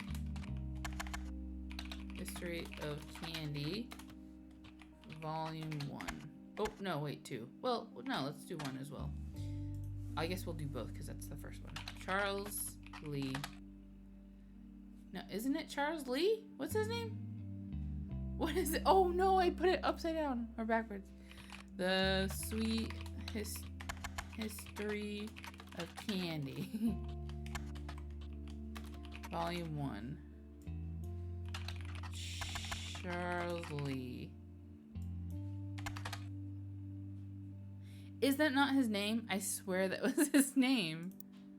Oh, where is it? How did I look that up again?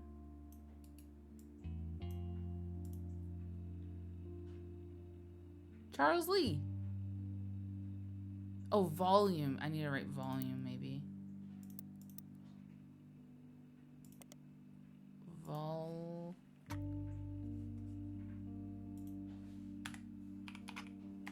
Volume 1. Okay, there we go.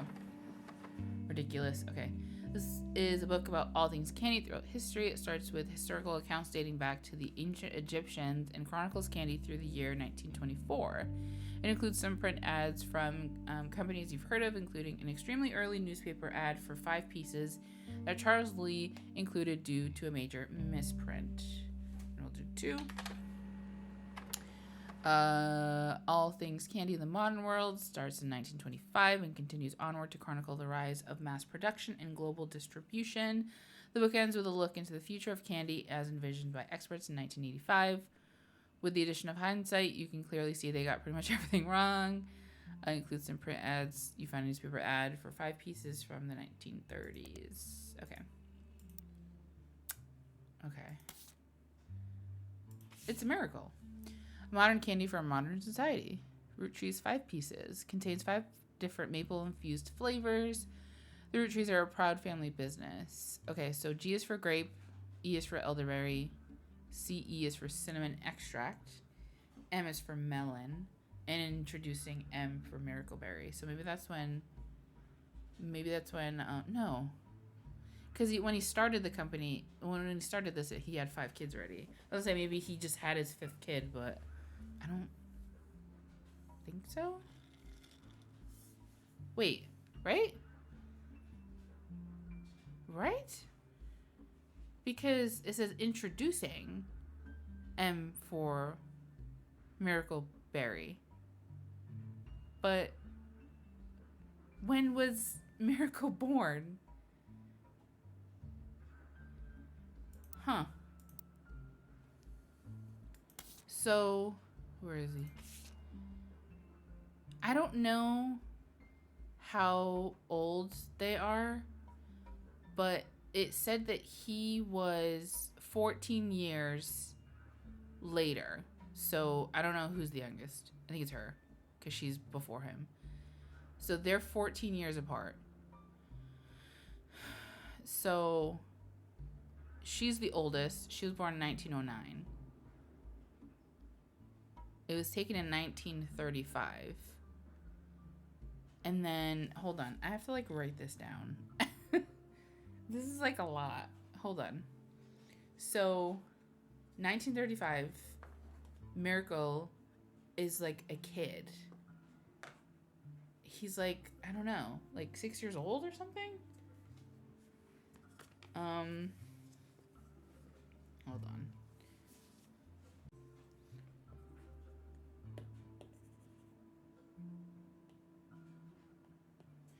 Okay, so 1935.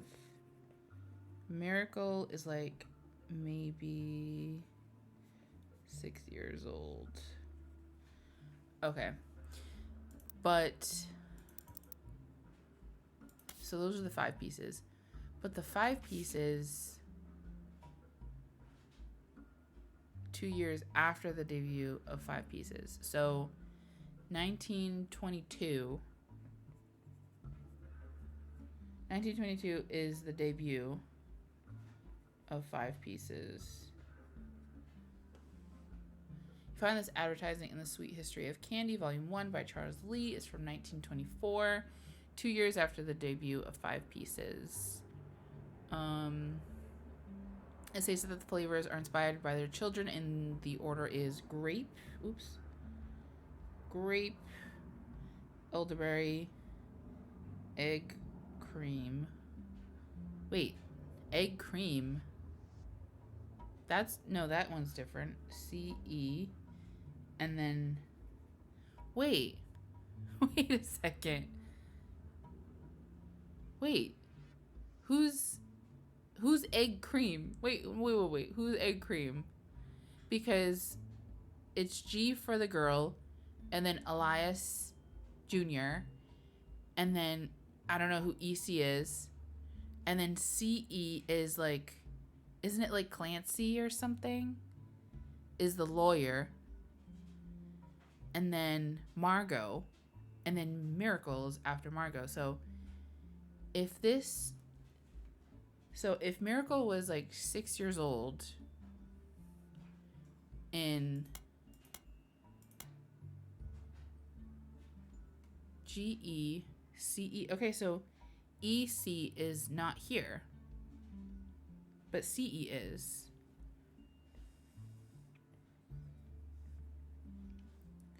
Is there an extra kid? Ooh, maybe he had like a different kid with somebody else. Huh. What if this is What if this is egg? What if this is egg? He looks older though. He looks like way older than them. All right, let's see. So let's get these faces. So this is this lady, and then this must be Elias.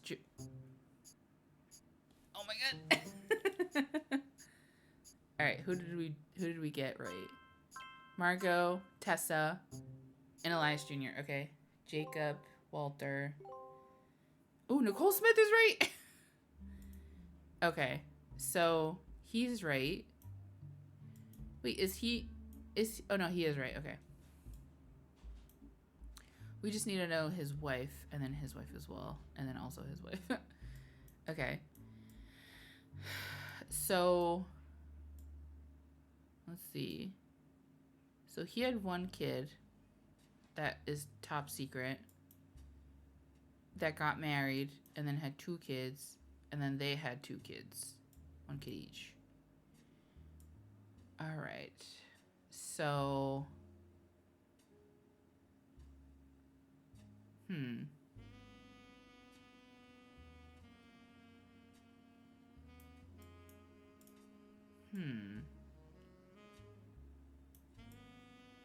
Interesting.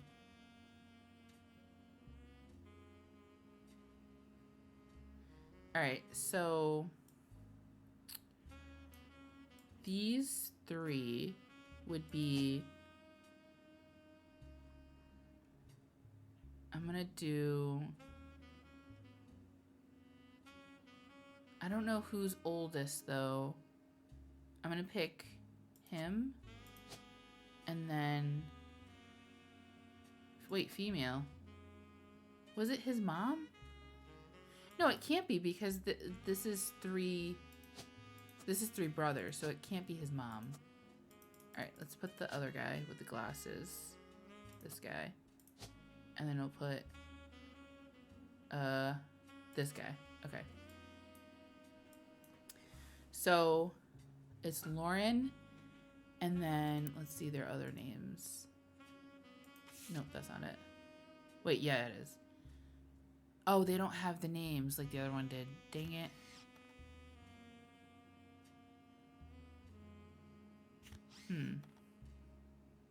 This one must be Sam, though, because she doesn't look like she wants to be there. Huh. I don't know. Okay. Let's go back.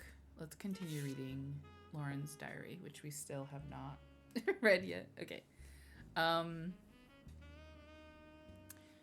We did this. We did that. All right, so next chapter, or next page. 1958, Dynasty. Written in 1958, focuses on the day her grandfather Elias announced he would step down as president of the Roottree Candy Company. So he was the president for like 50 years. Didn't they start in 1908 or 1909? I don't remember. I wish I had been a fly on the wall today. Clancy told me that Clancy is maybe her brother. Can I write it? Oh. Clancy. Lauren's brother. Oldest. Okay. Granddad was furious. None of his sons would take over as president, but that's what he gets for holding on to it for so long. Yeah, that's kind of a long time. With architects, preachers, and lawyers. Yeah. So architect, preacher, and lawyer. There's 3 of them, and then the 2 girls. Oh, wait, the 2 girls would be housewives. Yeah, she would be a housewife, and she would also be a housewife. Which, she would have to be G.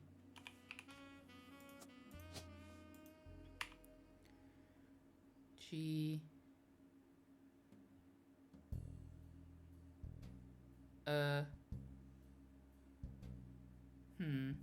Should be Gwendolyn? Or Gwyneth. Maybe Gwyneth.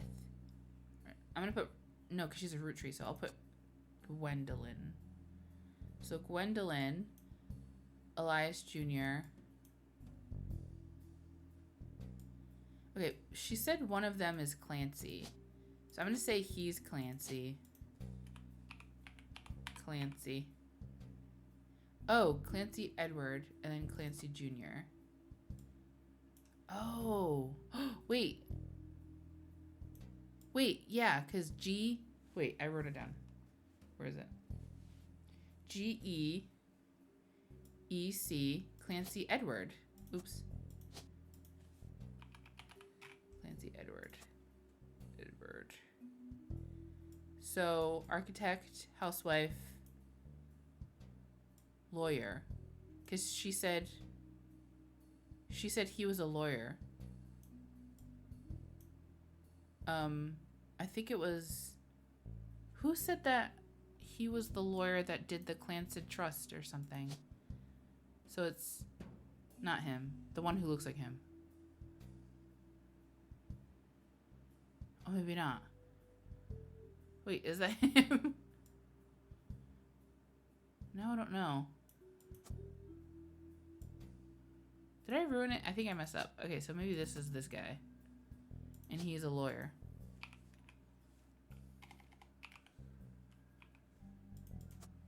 Wait, but they look so much alike that I literally can't tell which one is which. Let me go back to look at the picture. Okay, so that is him. So the black and white one is the dad, and then this one's the son, because he looks like this one. And then so Clancy Jr. and then Carl, which is like kind of close to that name. I think that's right.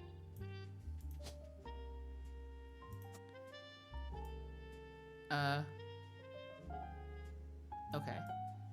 I think that's right. And then I'm gonna look up maybe Clancy Edward. Let's see.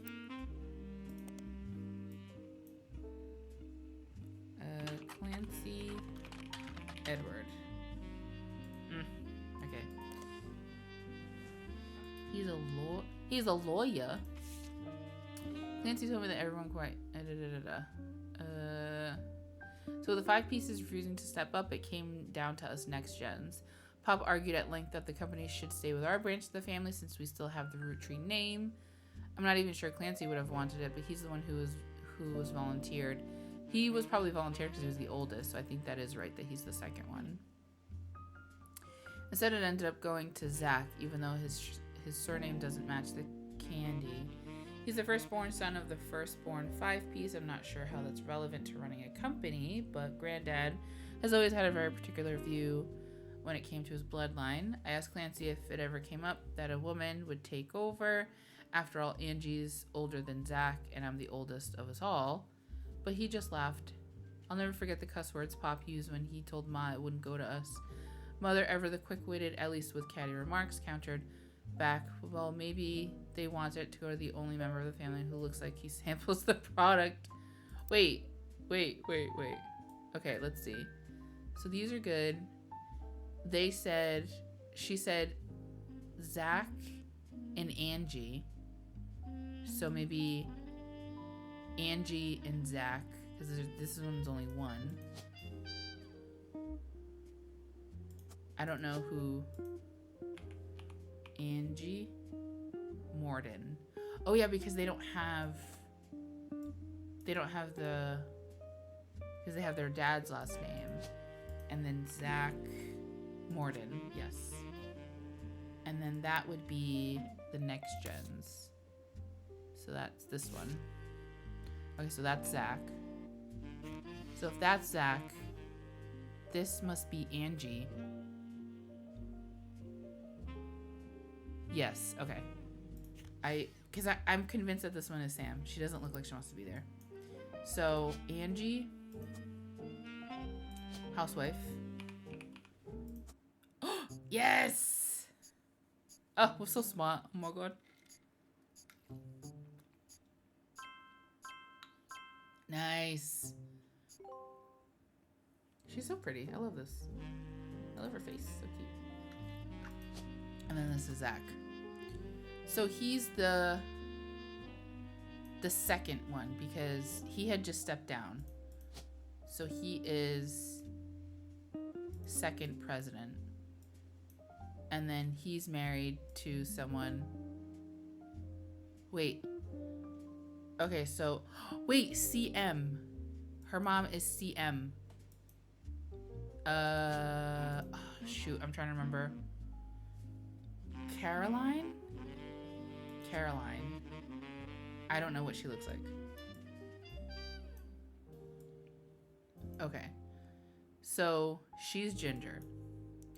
Which means these are her ginger kids. I am convinced. These are her ginger kids. I don't know which one's older, though. And then... Let's see.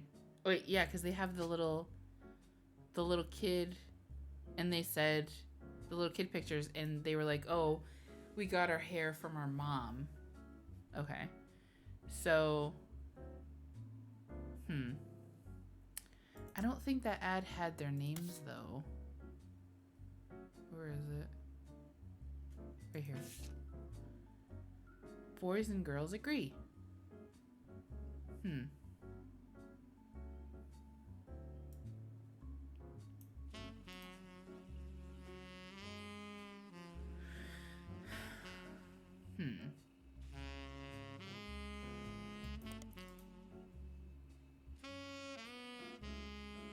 don't know.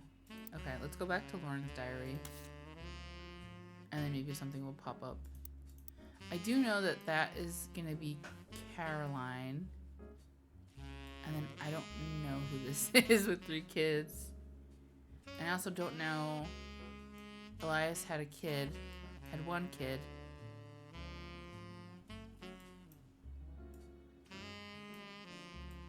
And then we still have to figure out these 2.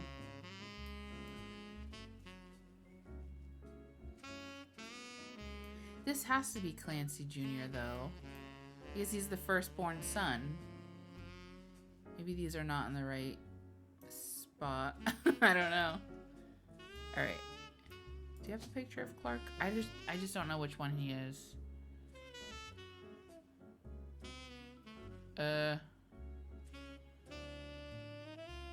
Oh wait, I never looked up the album.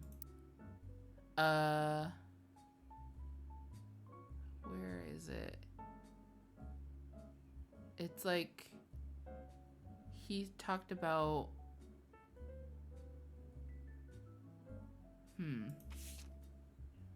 No, he talked about his other group, which I don't remember. It was like a bunch of letters. It was like DJC something. Alright, let's look up them. No, I think it was in the periodical.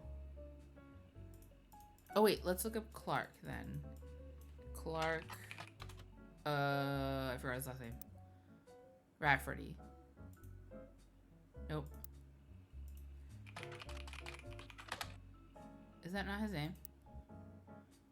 No, that's his name.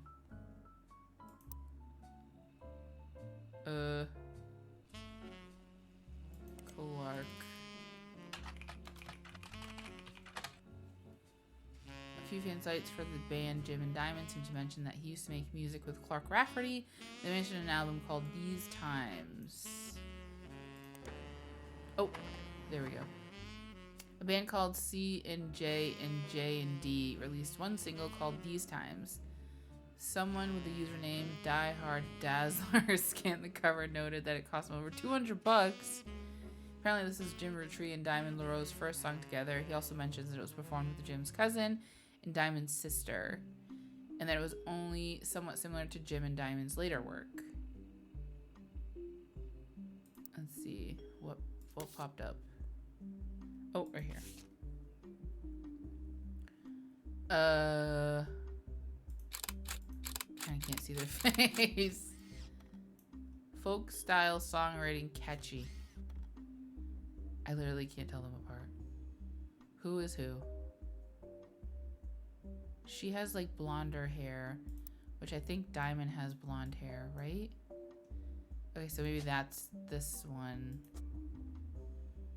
And then I don't think that's him. And then would he be the... Wait, does Clark have a beard? No. He could have shaved it though. This one? And then this one. I don't know. And then he was with her sister, which is, what's her name? Jane, maybe?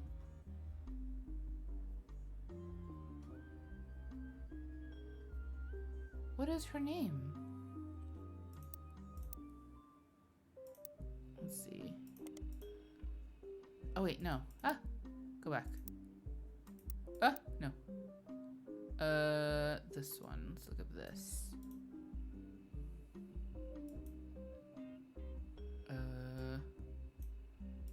Create highlight. Let's look it up on the MMM. C and M. Oops. What? C and J plus J and D. A section of the magazine called Skip It or Flip It has short, pithy blurbs about new albums. An album called These Times is listed under the Skip It column. Amateurish folk style songwriting is catchy at times. Okay. That doesn't really help me out.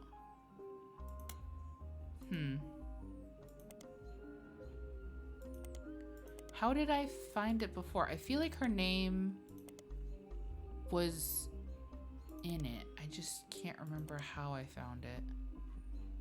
Let's see.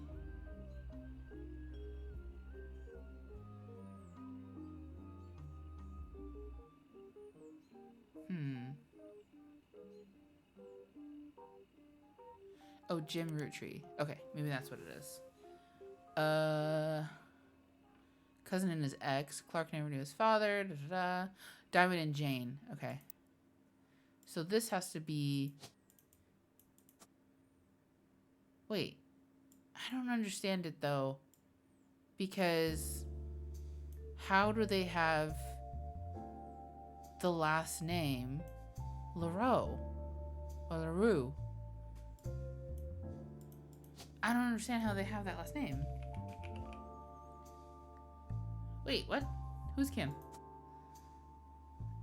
Huh. Alright. Whatever, let's just keep reading. Okay, let's go to the next one. Sam. An entry entitled Sam from Lauren Rootree's diary, written in 1963. From a previous entry, you learn that Elias Roottree had given in to his wife and announced that Sam, an obscure relative, was to be included in family gatherings. Gwyneth had been pushing to include Sam for quite some time.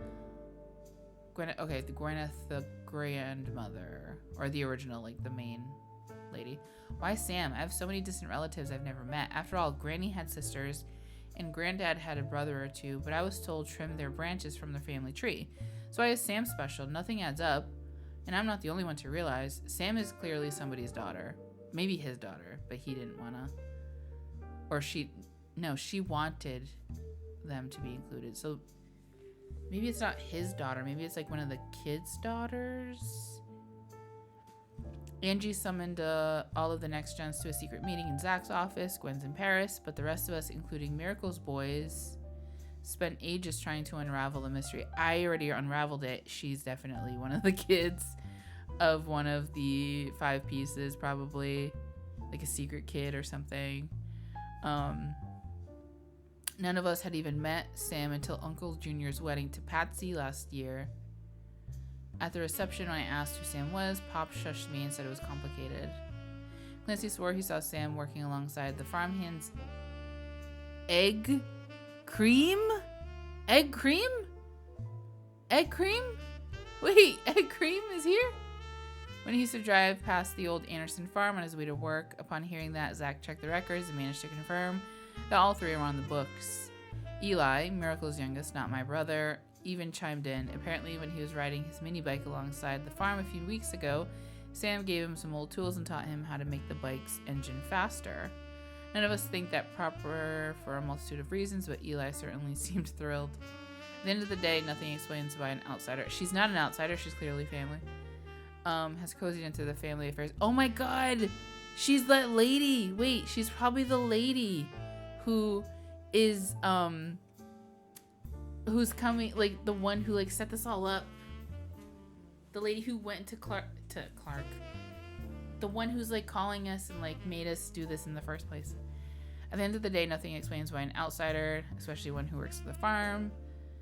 Okay, so Egg Cream is working on the farm. Sam working alongside the farmhands Egg Cream, and now I'm gonna just keep calling him Egg Cream. Okay, so none of us had even met Sam until Uncle Junior's wedding. To Patsy. Uncle Junior. So if this is Lauren, this is her dad, Uncle Junior would be him. So he's married to Patsy. Patricia Jones or Christensen? I'm gonna pick Jones. And then, what if that's Sam?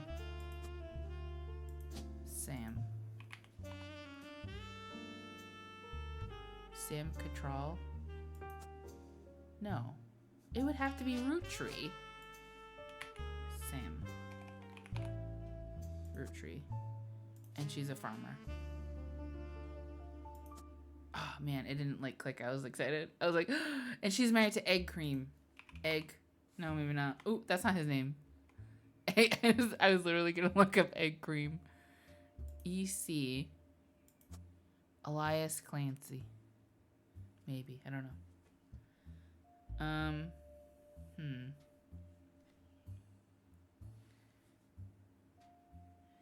I'm not sure. I also like didn't technically finish Lauren's diary, so this could be wrong. I feel like this is right though. Let's continue. Yeah, I'm gonna highlight Egg Cream and John, whoever that is. John's like irrelevant. I'm more excited about Egg Cream. Okay, so Clark. One of the final entries called Clark from Lauren Roottree's diary, written in 1964. Clark's getting married, and in my opinion, far too young. He's barely 18, for God's sakes. And Danielle, wait. Danielle's his first wife. But openly confronting them would make me a hypocrite. After all, Jacob and I got married at 16. Oh my God. Clark, like the rest of his generation, is a free spirit. What else do you call a group of kids growing up with more money than any one person can spend? They all aspire to be musicians and artists and dancers and all sort of that nonsense. The only one who has any discipline is Carl, but that's because Pop forced Clancy to send him to the academy. Maybe I'm just getting old, but our generation was never so bad. My brothers all seemed to pursue paths of knowledge, and the most rebellious thing any of us did was bring home someone who would be illegal to marry if we lived anywhere south of Pennsylvania. What? Pop seems to have gotten over it because Edward is set to take over his department once he retires. What? Okay, so Edward... Wait.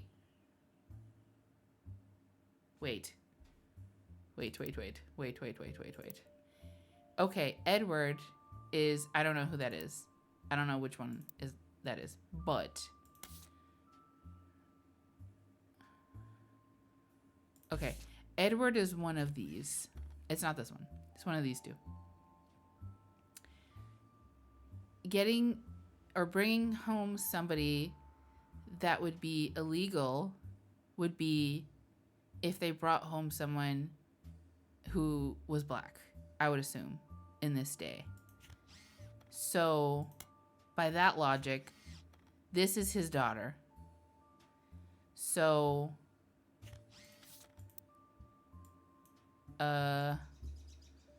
where are we? I got lost. Okay. So, yes. So this is Edward. He is a lawyer, like his dad. Lawyer. Yep. Nice. Hell yeah. Hell yeah, brother. Here we go. Let's fucking go. Oh my God. Wait, it is Samantha. Oh, and we got her right, too. Nice. Okay. What is the secret? Is it because she's married to Egg Cream? No, she can't be married to Egg Cream. Because that's the kid. I don't know, whatever. Okay, so his daughter is this one. And I don't know her name, but she is a kid. And she's this one. So she's here.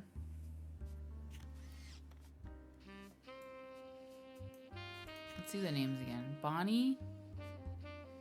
Do we have... Wait. Wait. Bonnie? I thought this was Bonnie. Bonnie and then Guy Hudson. Let's see if that's real. Wait. Oh no, because that's... Oh wait, no, because that's her husband's name. Morden. So maybe they got married to... Her name must be Hudson. Bonnie Hudson and what's his name? Guy Hudson. And then he was the third president? Right? Because second, third. And then she is...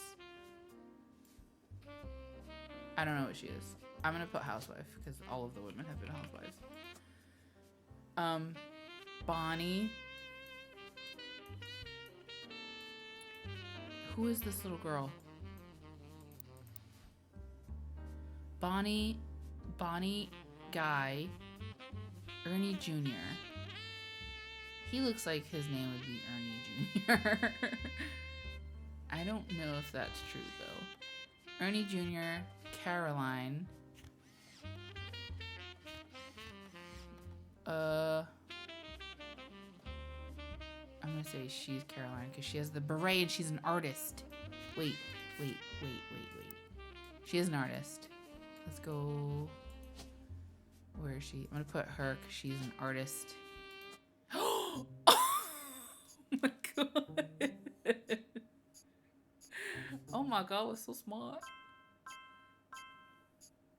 Oh, so she's a housewife. Okay. Alright, so artist.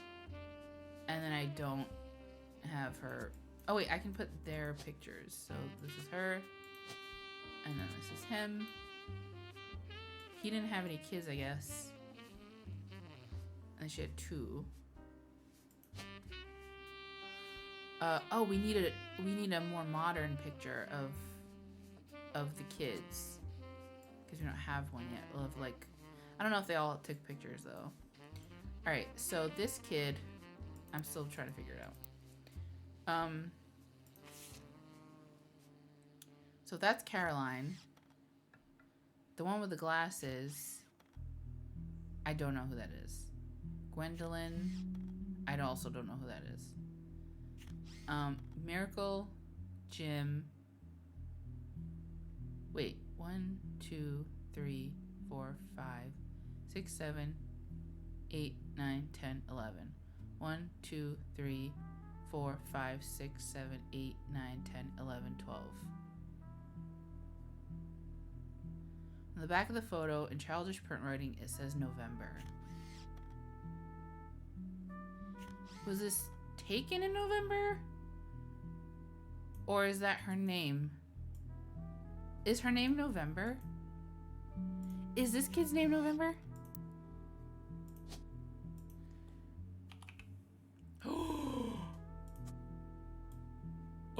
Oh my god.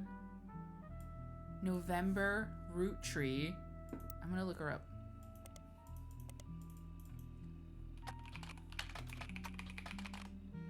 No. Let's do... Well, she's a kid, so I don't think anything would really pop up. No. Edward Roottree. Let's look up Edward. Oops. Edward Roottree. Let's look up. Oh. Edward. Business watch? I think that's it. I don't know what else to look for over there. Alright, let's continue with Lauren's thing, because I still haven't finished, I don't think. Oh wait, no, I did finish, right? Oh, wait, no, I didn't.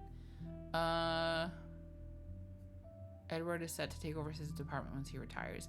As for me, my first published book, Swashbuckle My Heart, is based on the pirate stories I used to invent with Jacob when we were walking in the woods after school. I think you'd be proud that Clark and I are carrying on his name. Even my cousins are doing well. Zach's not a bad president after all, and his sister seems to be doing a good job raising her twins. Because Zach and his sister, and she has twins, and they're ginger. Okay. Gwen is Gwen, but at least she came out of the divorce with her head held high. She even might come home next year so we can meet her kids. But the Free Spirits and any other family, they'd all end up in the streets, even Clark. Yikes. Let's do Swashbuckle My Heart. Oh, wait, no. Public Library. Lauren Roottrie.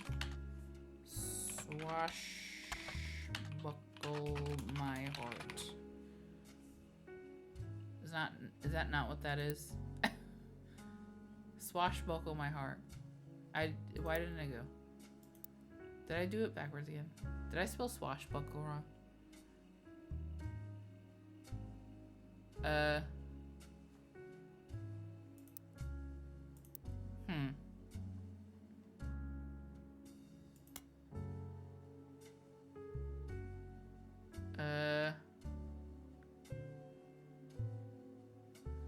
Let's look up Lauren Roottree again. Oh, under her married name. Okay.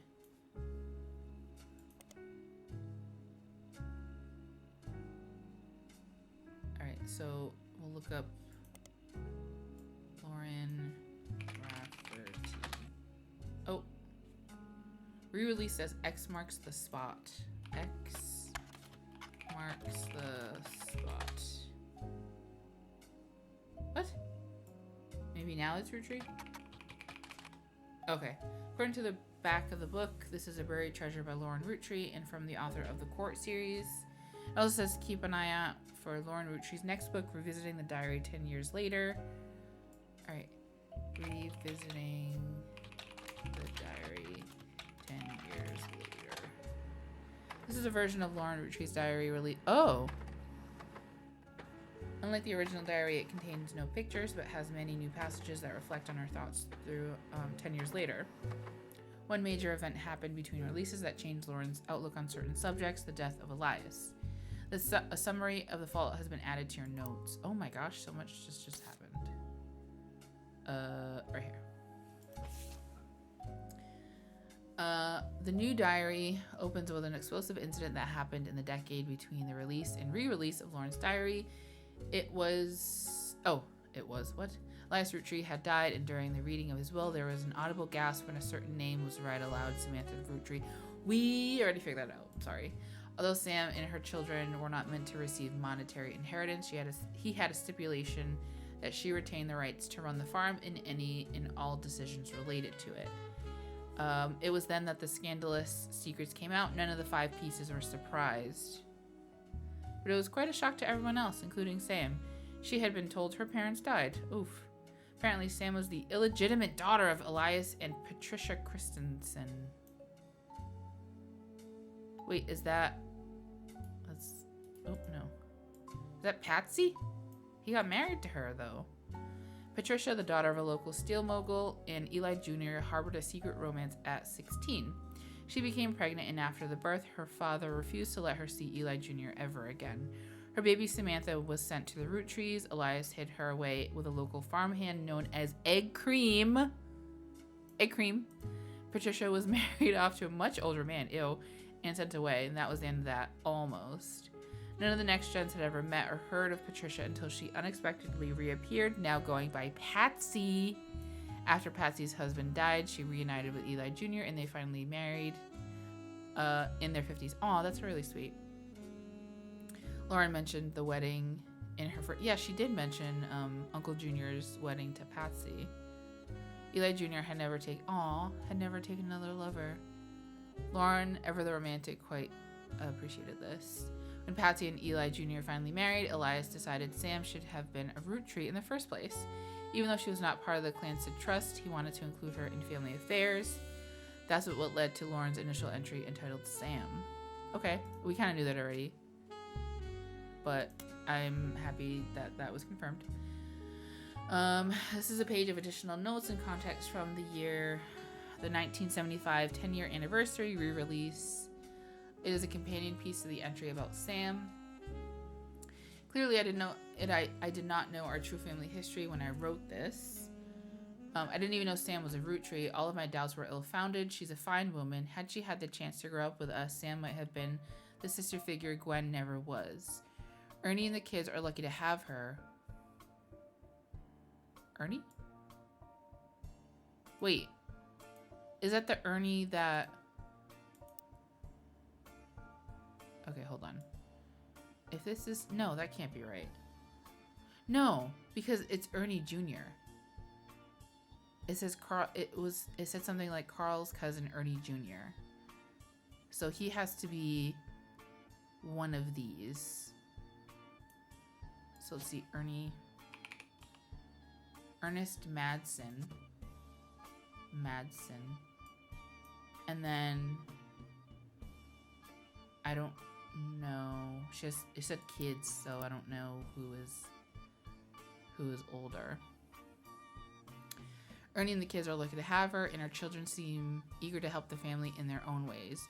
Ernie Jr. has been learning the day-to-day from Zach. It has been a long, long time since any real Roottrie was as excited and interested in the actual candy as Ernie.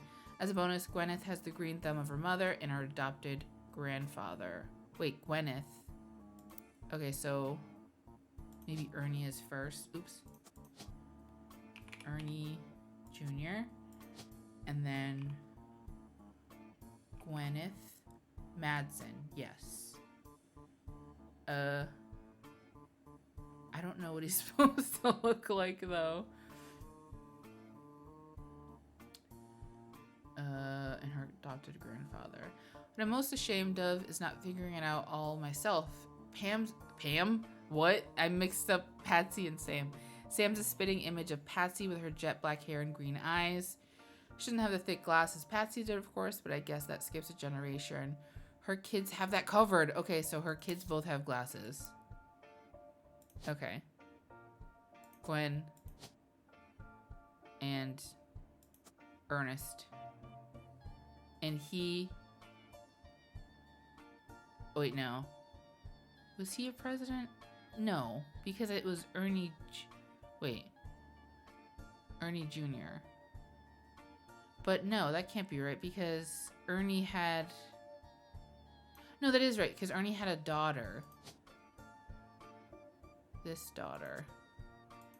And then that lady. Wait, no, so this is backwards. So this is Gwen. Gwyneth, or whatever her name is. Go away. Go away. Because there's a picture of the lady. It's this lady. And then this kid. Like that. So that's Ernie. Where is he? This guy. Ernie. And then he was president. Fourth president. Right? Yeah. Fourth president. And then she's... Nicole? Nicole? No. She's Nicole. Who's Nicole? One of them is Nicole. It's in my...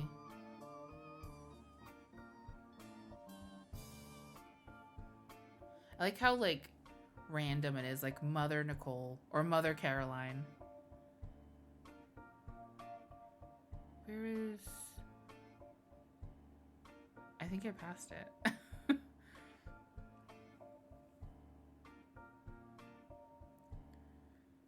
Ernie Madsen.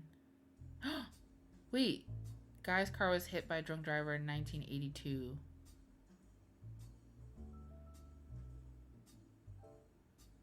Huh.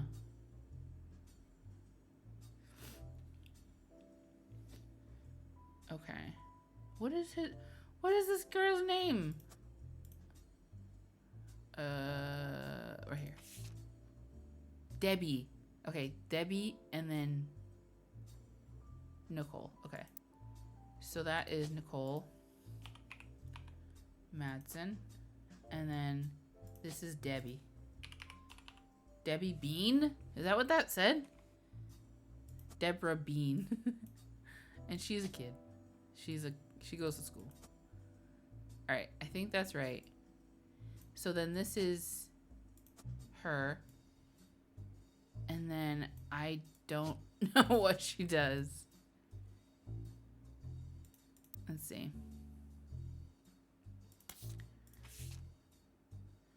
Ernie and the kids are looking at her. This one's going to have the green thumb of her mom. Oh, so she's also a farmer. She's a farmer. Yes! We got it.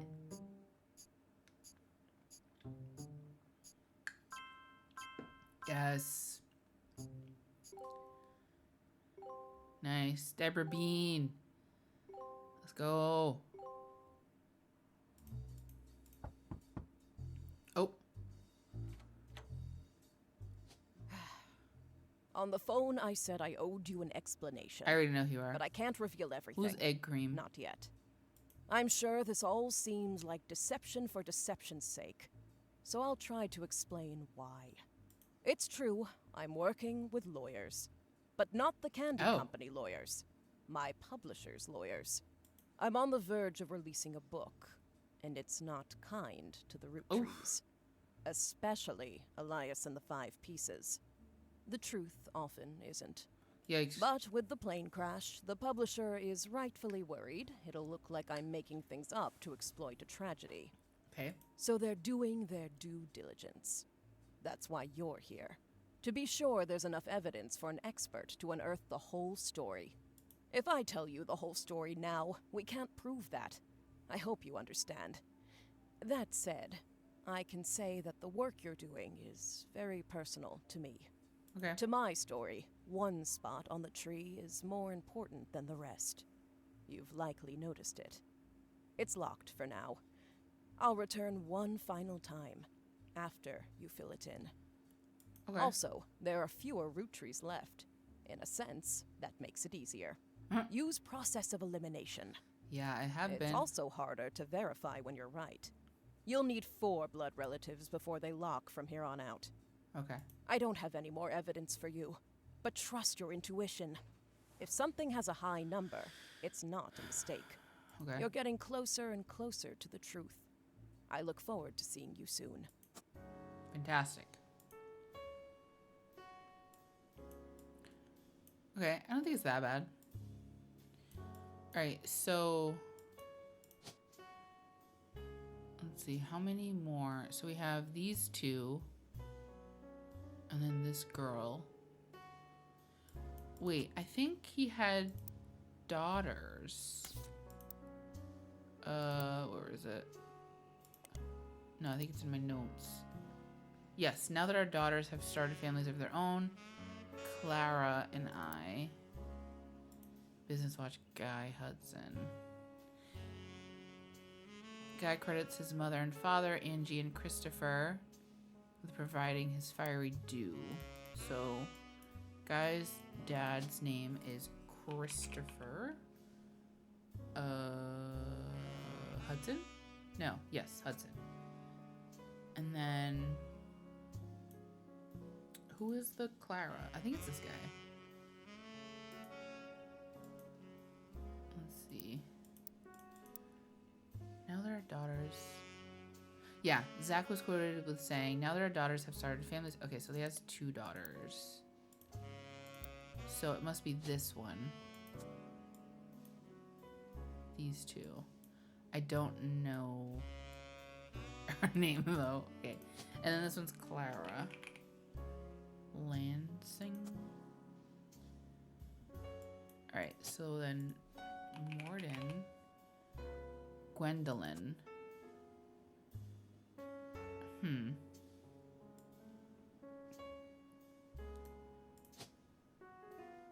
Who's the baby? Oh, that's right. Okay, let me change. So this one is maybe Jane.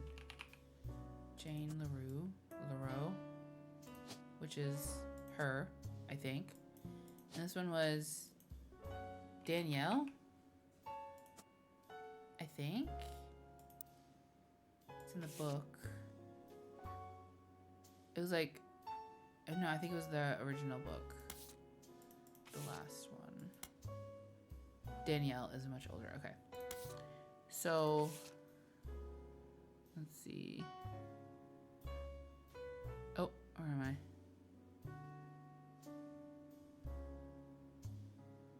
It's hard to explain the... Oh, wait, no. It's hard to explain the look on Pop's face when they read that the farm's operations would pass to Samantha Roottree for as long as she was willing. I got flashbacks to when Zach was made president. Mother reframed it a bit to calm him down. Sam wouldn't receive any candy money after all and was essentially inheriting the right to rule over the peasants for eternity. Wow, that's kind of rude. Pop warned us away from that farm for years. I never met egg cream. I never met Egg Cream in person, but Pop once referred to him as a confirmed bachelor, and I suspect that that's why he kept us from there. Sam had to grow up in a house with him and his roommate, Mr. Miller. I'm not sure Sam will ever forgive Uncle Junior or Patsy for abandoning her to that life. Yeah, that's awful. If I were her, I might never forgive them either, but even so, she seems to blame more than just the two of them. She has no problem with this next gens, but she has a palpable hatred for the five pieces in Elias and Gwyneth. I mean, I don't really blame her. Alright, Clark. This is a page of additional notes and context from the 1975 10-year anniversary re-release. Clark. Reading this back, I get deja vu. As I write this addendum, Clark's gotten married again. No Roottree has ever remarried. Didn't he remarried like 3 times?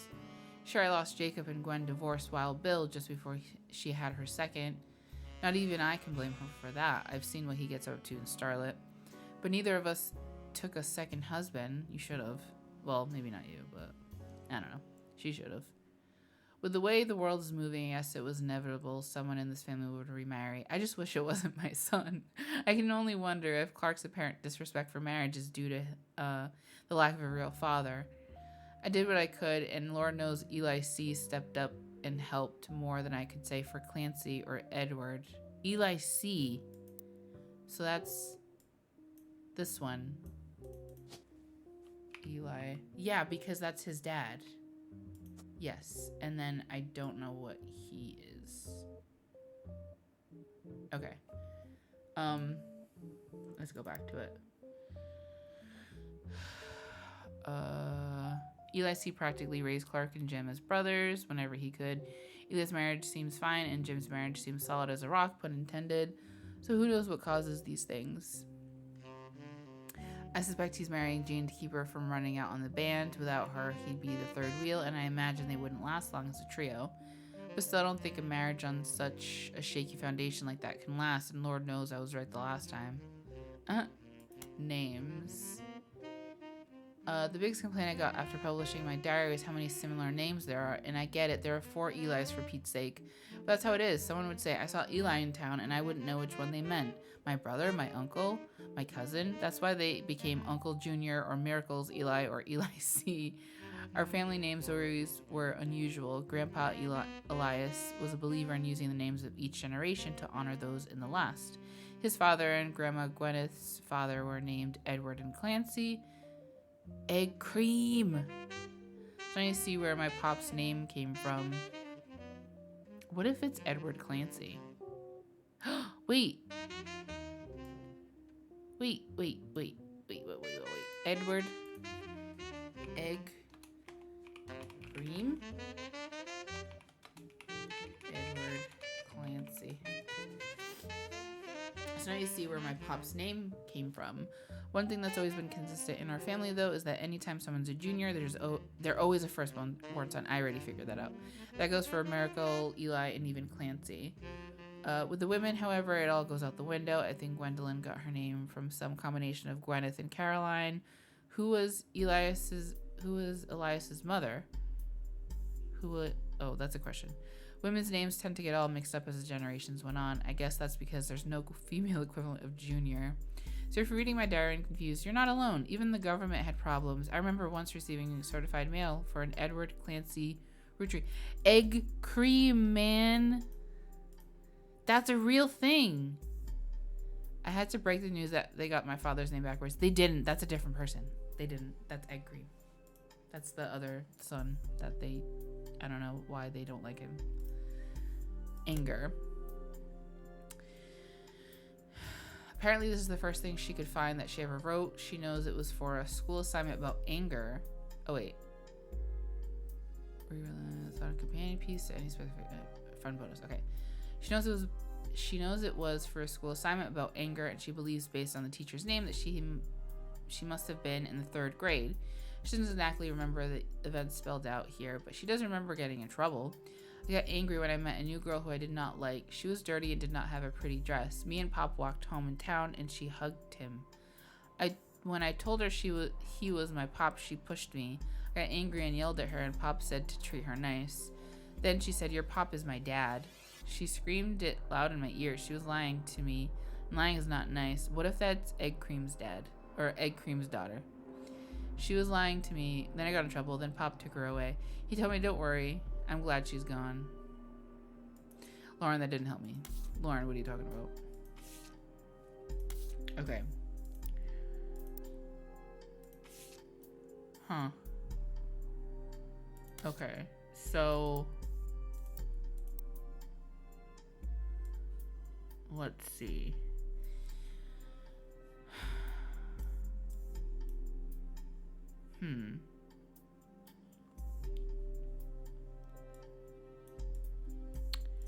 I still don't know.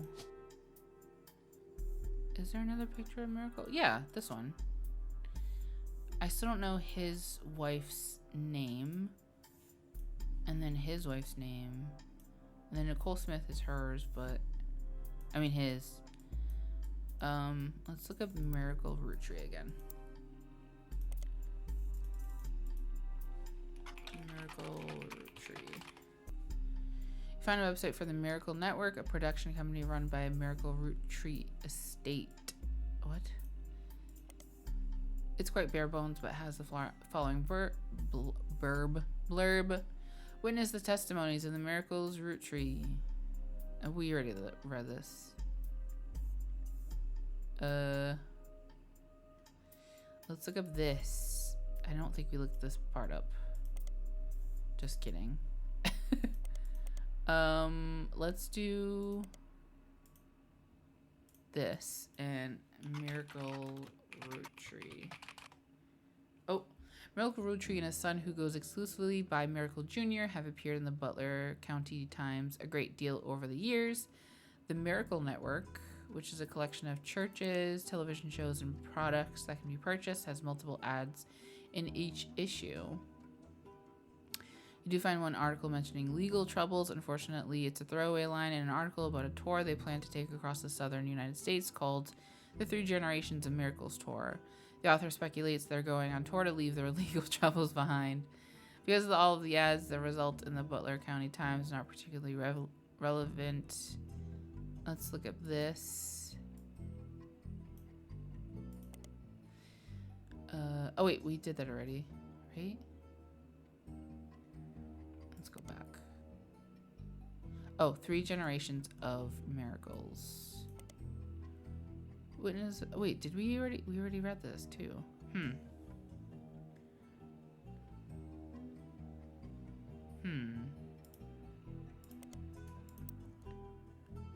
I'll look at this.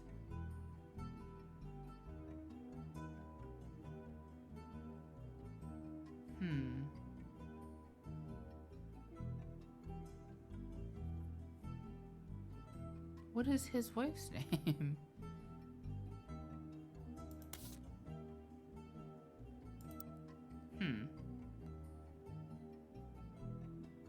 And then we don't know her dad's name, his wife's name.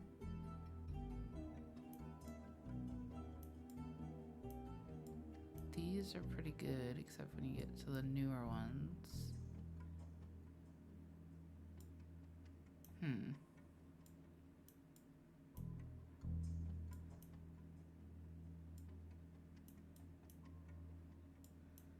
When I open this envelope, after the whole tree has been filled in, it has 2 names that must be typed in manually. The clues are obscure, have been intentionally hidden in the past, and may even require some leaps in logic. This is gonna be egg cream. I'm calling it now. This is egg cream. So he's the other one. Let's do, I don't know, I'm gonna use a hint, I think. One of the diary entries offhandedly mentions a relative appearing in a publication. And complaints.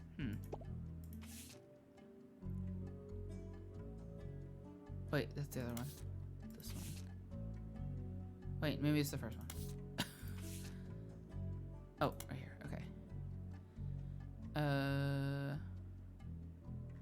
Let's see.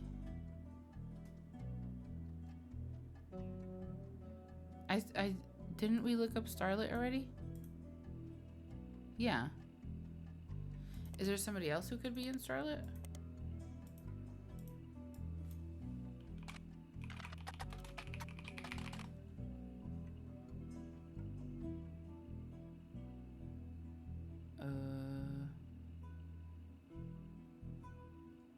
Did we read this already? I feel like we did.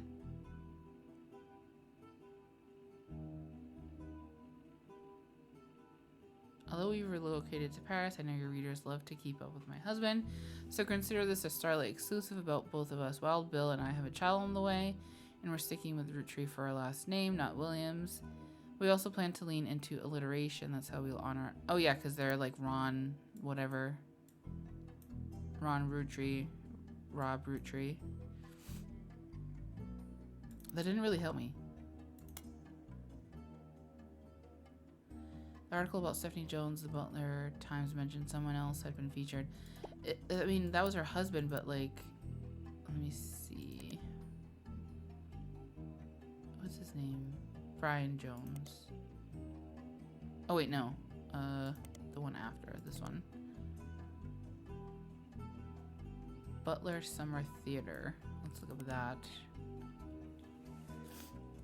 Performs plays and musicals during the summer. Makes sense. It's not summer currently. Their website has a thank you message. The website lists credits for a musical.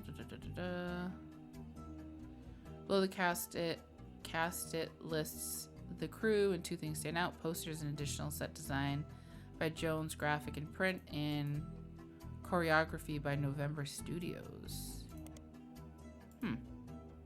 So she's a dancer, or maybe the mom's a dancer.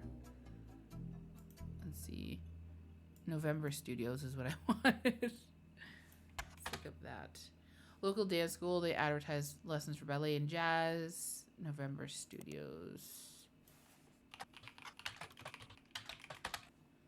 Instead of November Studios, they should have called this place No Mention Studios, because you can't find any information about it anywhere.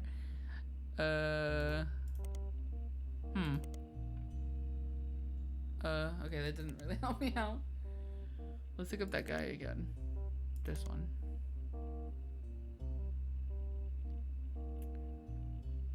To County School District.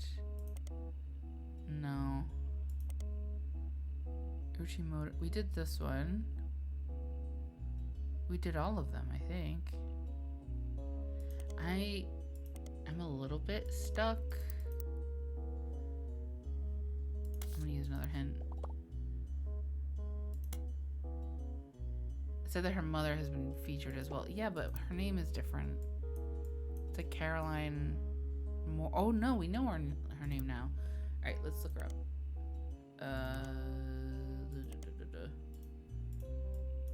Caroline Morden. Like that? Found a cover story about local art installations, including one by Caroline Morden. There isn't much about Caroline as a person. This is mostly a listing of art in Butler County. She seems to get top billing. Accompanying the story, there's an image of Caroline standing beside a large metal sculpture of a mermaid. It's captioned Caroline standing next to her sculpture, Atlantis Burden. The sculpture is one of many works featured in our upcoming book, Self-Portrait.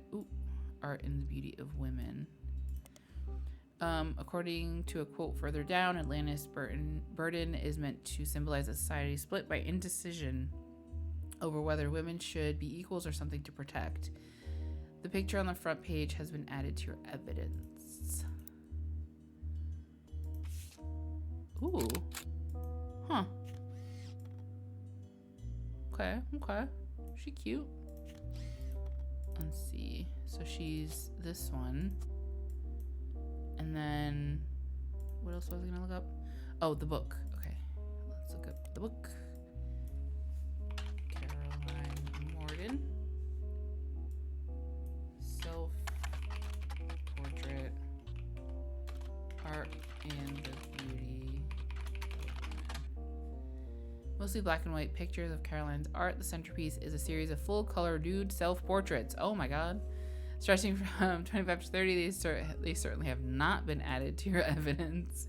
In the intro, Caroline talks about influences. She was one of the youngest in her generation, and in her late teens, she felt betrayed when her sister Gwendolyn... We already knew that, right?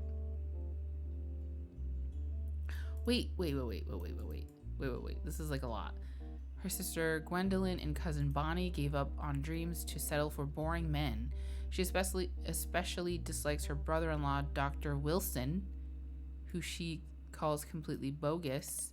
Their marriages led to double down on her passions, art and the environment. She even married a man who's the opposite of boring, which was an overcorrection. She comes out strongly against the Roottree Company's effect on the local environment and rues how she was not able to convince her father, Zach, to make changes to the policy. She also explains that her marriage to Mark led to the most volatile moments in her life, all negative. The only thing good he ever gave her was a daughter, leaving them all behind for good, has pushed her to pursue her true loves, art and the beauty of women.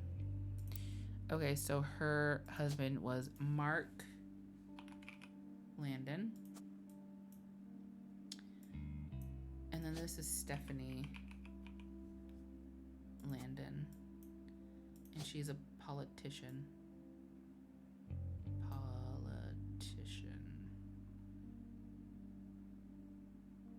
Where is it? I can't see it.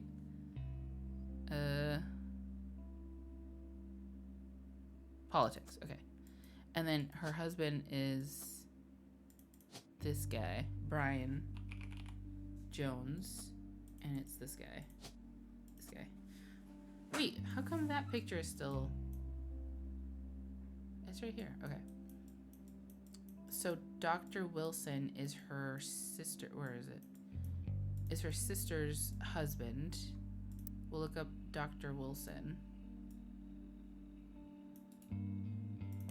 Okay. Dr. Stephen Wilson is a pediatrician who practices north of Pittsburgh. Although there are a lot of Stephen Wilsons and Dr. Wilsons, this one has apparently found a way to game the search results as he pops up to the top every time. His website claims that he is the pediatrician to the stars. The only evidence for this is that he apparently was the doctor to the Roottrees sisters. That's crazy. There's a picture of him on the website as well as a picture of his 3 children. The 3 of them look as though the photographer was holding them hostage. Regardless, the photos have been added to your evidence. Great. There's also a quote that, although credited to his child Jason. Okay, so his child is Jason Wilson.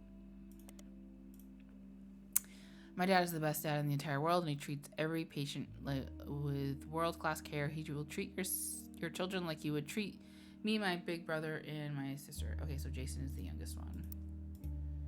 So that's Jason. And then Mark. No, what was it? Wilson.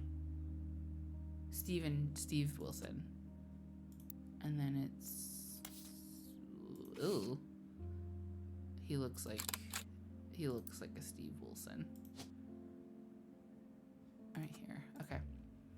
So then Wilson, Jem, and then oh wait, no, he had a picture of his kids, right? Right here. Okay, so Jason, Jem, and someone else. My dad's the best dad. Okay. 2 years ago, 1996. Okay, so that's this kid, and then this kid, and then this kid. This kid is this one. This kid is this one.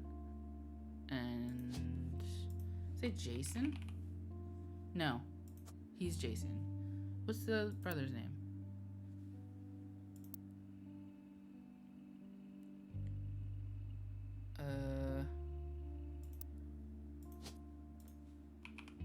Wilson. Zach. He's in college? Nice. We're doing really well. Nice.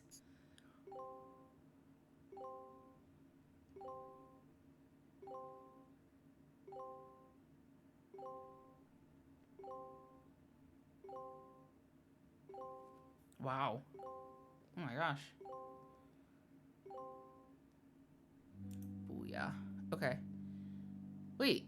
Oh, I don't know her occupation. I don't know it. Okay. So let's see. So she said she was upset when her sister and Gwyneth, right?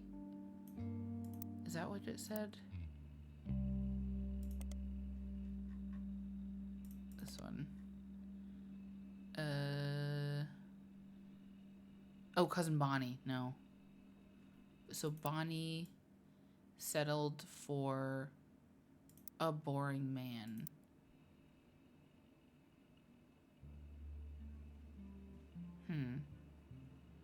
I don't know what that means, though. She had 2 kids. That can't be... No, because that's not... Okay, that's not it. It has to be, like... Oh, wait. Maybe this is his babies. This one and this one. So then maybe she's married. What was her name? Penelope or something? This one. And then this one was Jack. Jack Roottrie. And then what was the baby? What was the baby?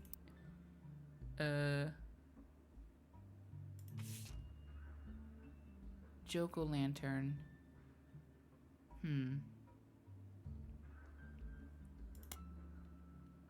Okay, so Jack, and then who else?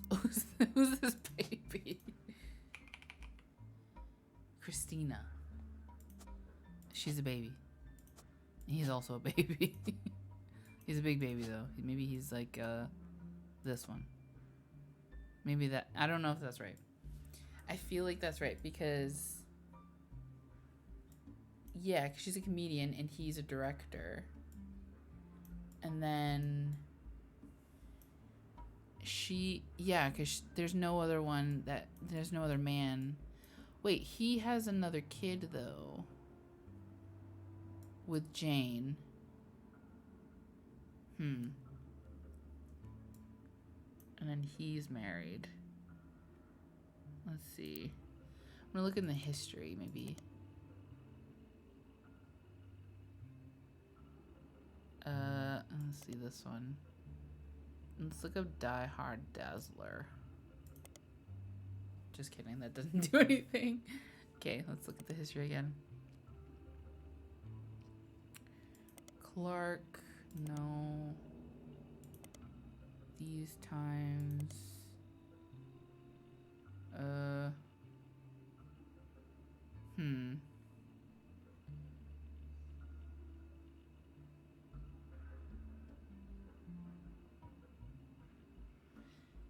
This one. Jane Del Vecchio.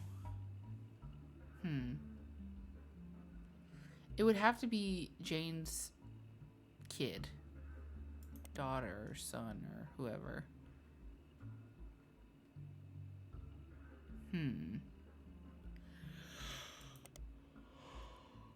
I don't know what to cook that.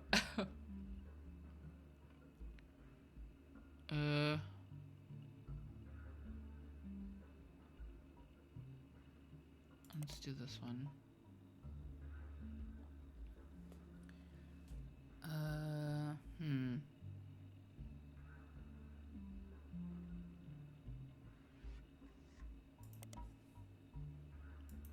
Tunes.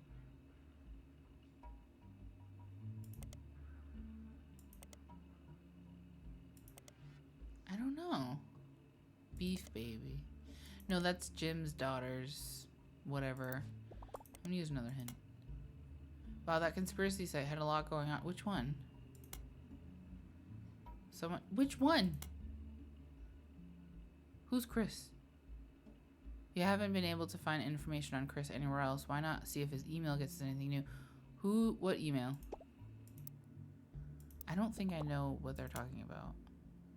Chris Raff. Wait. Wait, so that's his kid.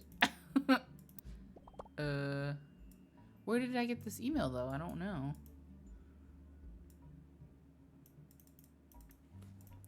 Chris Raff. Let's write it down. Chris Raff 75 at pro.eg.us. Okay. I would have never found that, probably. Chris Raff 75.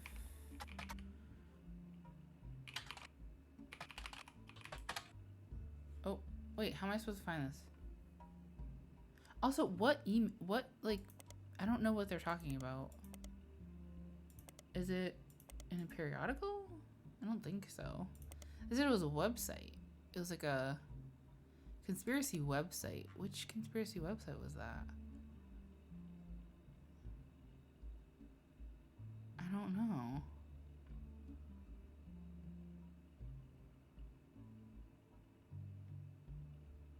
I don't know what the website is. I did. Is that not what I did? Chris Raff, 75. Oh, I think I spelled it wrong. Right?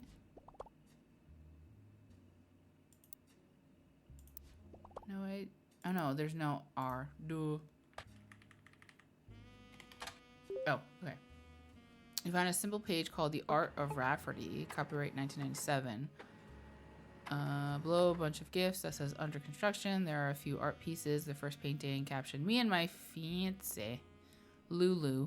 A painting I did for my first year of college that I plan to give to her when we get married and may go tartans. There's an odd collage called Cousins, which seems to be made up of 3 scrambled images.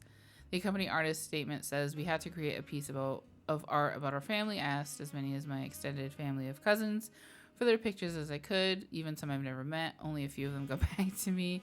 And my teacher said I wasn't allowed to use pictures of Raina, Riley, or Rose. So I had to get creative and use only my third cousins. This includes Davy and Bethany's yearbook, and Stephanie, who is an only child. We know who Stephanie is. I don't know who these people are. Chris's artwork has been added to your evidence, but the cousin's photo will need to be unscrambled before you can use them. You've downloaded a new application, PixPop." Oh. Cousin. Oh. Oh. Okay.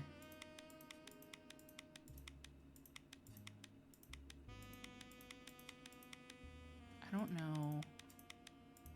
Okay, there we go.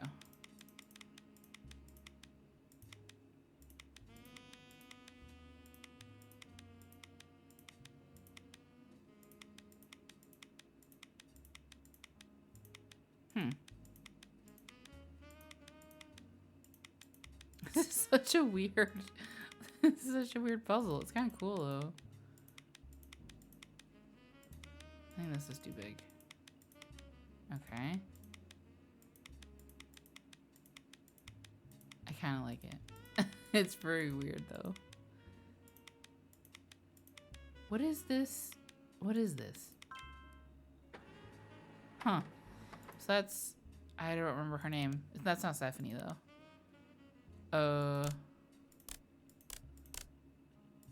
Is that Stephanie? The politician? Wait, that's not it. This way.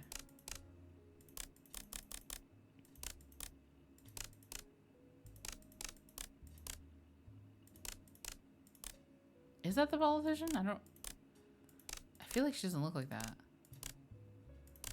But maybe it's because she was a teenager? Like she was young? Oh, where's the other one? Oops, no! No! Man! It's the first time I disconnected. Lame. Come on. Okay. Alright. We got this all done. Let's close. Let's go back. We're looking. Okay. So that is... I forgot his name. But it said... somewhere. Davy. And then Bethany and Stephanie. So it's Davy. And then Bethany. And Stephanie. And then this is Chris and Lulu, his fiance. So this is Chris. Where is he? This one. Chris Rafferty. And I think he said he's in college. I think. And then Louisa. And then this is her. She's cute. Okay. And then the thing that I still don't understand is the names. I don't understand the names unless they got divorced and then got back together. Which I don't think that's the case. But why is the name hyphenated? Unless this is the sister.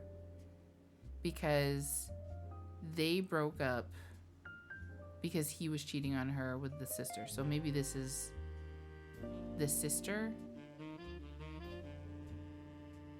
Maybe?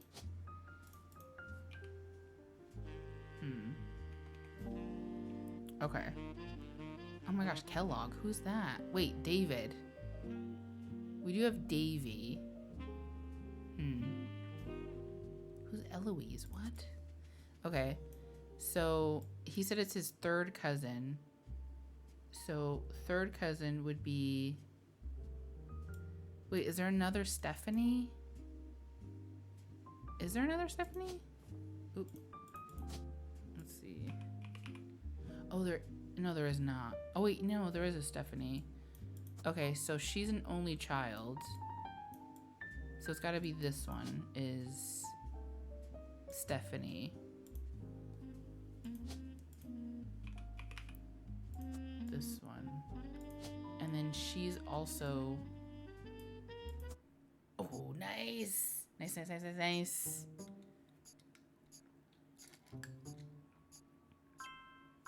Okay. Alright, so these babies are right. Stephanie.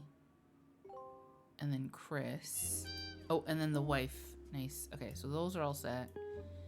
This one didn't lock in, so maybe this is not right.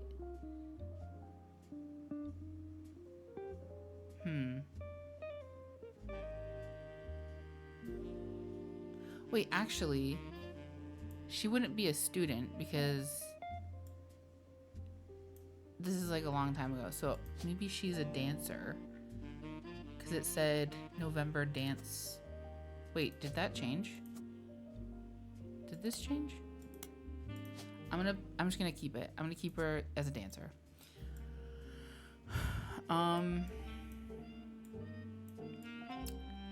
Okay, so now we need to know who her adopted mom is.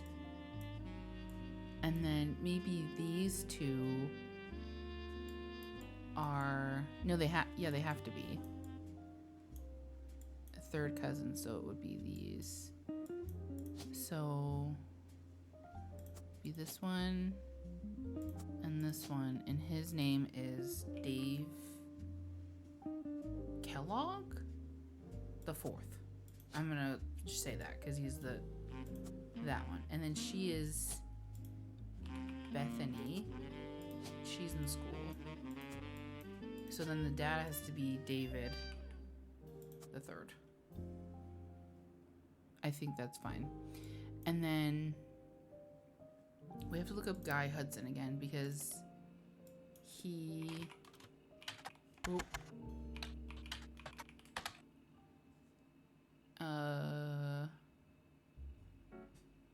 It said... Where did I read that he, like, died in a car accident? What if I put accident? Ooh, maybe the periodical.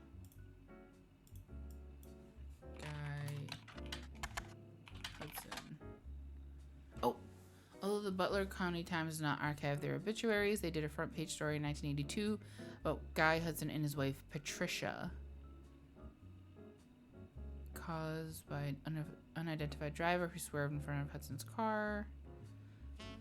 Although Guy was somewhat controversial, foul play was not suspected. There were witnesses who reported that the vehicle which instigated the wreck was speeding, swerving between lanes and cutting off other drivers as well for at least 5 to 6 minutes before the tragic accident. Guy had been president of the Roottree Company for only 4 years, although undoubtedly volatile period in the company's history. He and his wife had no children. Okay, so Patricia something. It doesn't say her last name, but I'm sure we'll figure it out. Patricia. This one. Okay. Christensen. Wait. No. This one's... Wait, right? I feel like that was... her name. Let's see. How did I... Let's see. How did I figure that out? Oh, it was in... I think it was in Lauren's diary. The new one, maybe? Scandal. Christensen. Okay. So that those names are messed up. So it's not Jones, it's this one. And then this one is Patricia Jones. Okay. So we need to figure out who this one is. Oh wait, maybe this one's Kim Leroux. Oh yeah, maybe this is the sister that he cheated on Jane with. He got married to her. That's crazy. That's crazy. Okay. And then it would have to be Sam Cattrall, I guess. And then we still don't know his name. It's Morden. Morden, James Morden. Alright, so Gwendolyn married James Morden, had Angelica and Zachariah, Christopher and Clara. Oh, I don't know her occupation. I'm gonna put housewife because he's a doctor.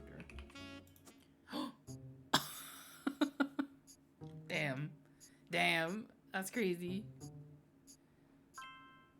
Oh, that is November. Okay, so she's a dancer because she's not a kid anymore. That's just the picture that we can see. Okay. Wow. We're almost there. Fantastic. Okay, so who else are we missing? So we need the partners of these people, which her husband took her last name. So it would have to be this one, right? Because I think that's the only man. Linus Cornwall. Let's look him up.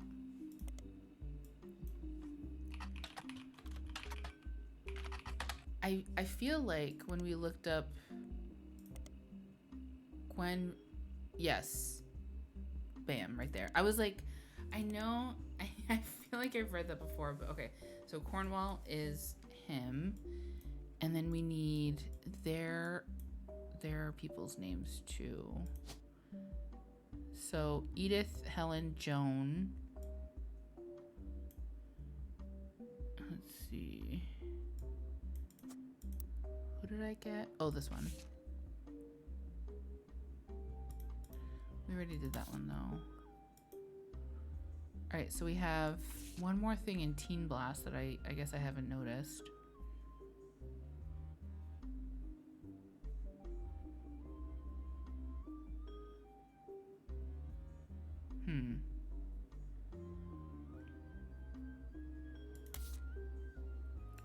Clark has 2.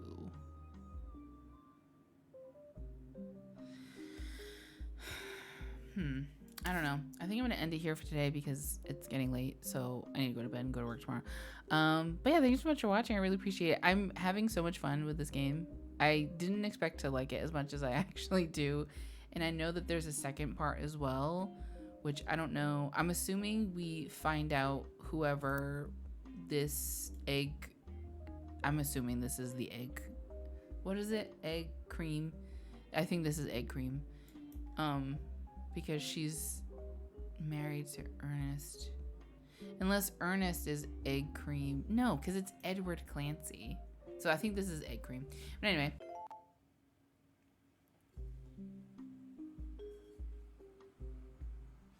Okay, hi, hello, welcome back to the Roottrees Are Dead. I think this might be the last video, maybe episode. I don't know. I actually don't know how I'm going to edit these all together. It might just be one big one, or it might be separate videos. Not sure yet. But we are at 45 of 49. So we need a few more. Okay, so that's not him then. And maybe this is not him. Let's see. Maybe I have it twisted. Maybe it's this one. And then maybe he's this one. Actually, I can kind of see it now that I do that. Okay, we'll leave it there. And then these faces are so hard to see. So maybe I'll leave that there for now. I don't know exactly if that's correct. Okay, so we still need, let's see, we have her, daughter, twins, and then her kids. Okay, then we have him, them. Oh, we still need to know Caroline's wife's name. This is good, this is good.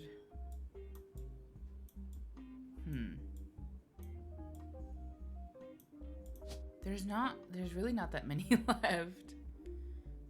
Let's see. So it's like the next day, so I truthfully don't remember like what I did yesterday. So I think I'm gonna use a hint. Clark Rafferty has 3 children. You can find his youngest daughter's name. We know that already. Did we not? Wait, we did know that. Oh, duh, because she's not a baby. She's this one, and then this one. Okay. Right? Right. Okay. They both look like kids. Alright, so that's not a good hint, like at all. Lauren mentions the name of Jim's father. We know his father's name is Elias. Revisiting the diary, Clark. Okay. This one.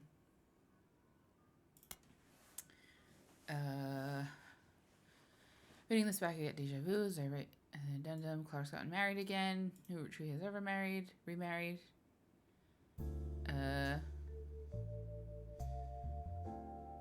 Clark's apparent disrespect. I know we already read this. And then I already know it was Eli C. Because this is her dad. Wait, no. This is her dad. Duh. Her dad's Clancy. And then... Wait. Yeah. And then Clancy Jr. is his dad. Yep. And then Elias C. And then we already know this one. So these two don't have names. Or not names. Photos. We just need to know who is November's mom. Let's see.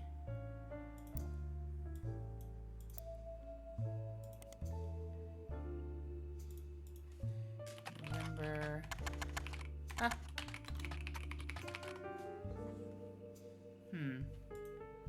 Business Watch. It's not going to be those. It's not going to be these. Oops. My desk is too high up. It's like weird. Oop. All right. Let's see.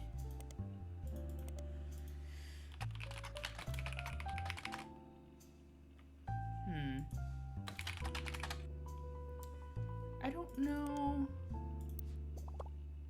I don't know. Read the description of the next generation photograph carefully to determine which of the men is Eli C. Maybe I mixed them up. No, I didn't. But maybe I did. No, this has to be Clancy Jr. because he's the oldest boy. Right? Maybe I messed it up. Maybe it's this one. And then maybe it's this one. But he looks so much like this guy. All right, let's go back to the next generation, right?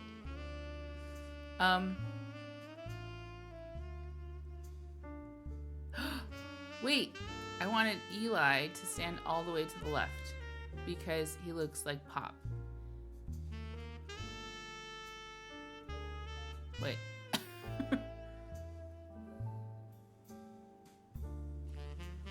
But this is Eli, I think.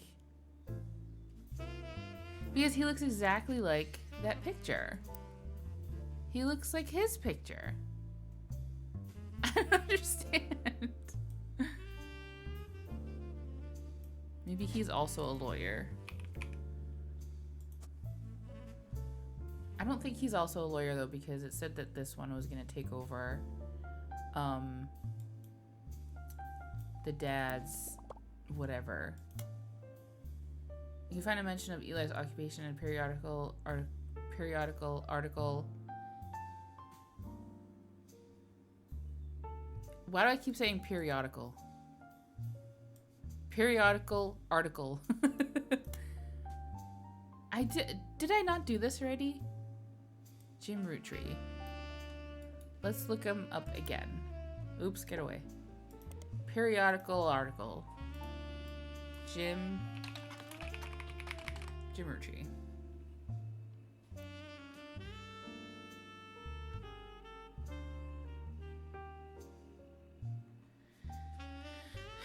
Okay.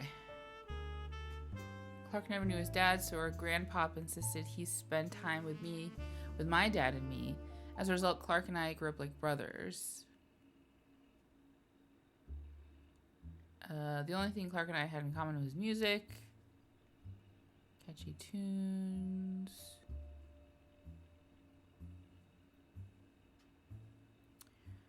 He started rap for tunes, and he's a much better jingle writer. That's also how my father was connected to Roottree. Oh. So he's a songwriter. This one. Song? No. Writer. No. Is he also a musician?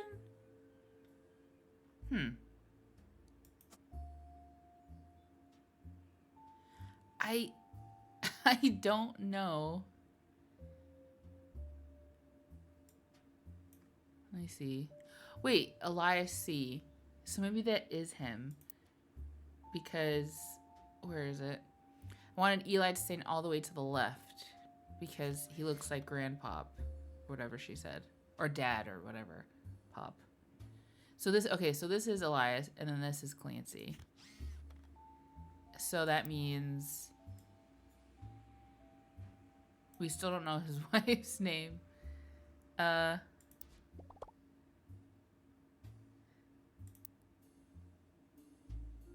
Eli C. Okay, but that maybe that's not right.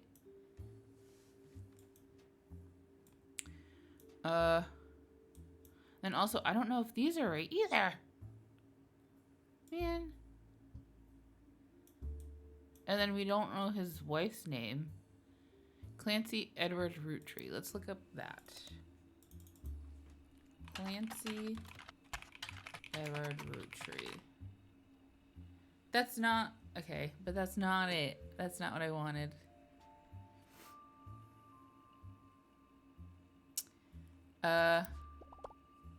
This really doesn't really help me that much. Maybe I'm just tired.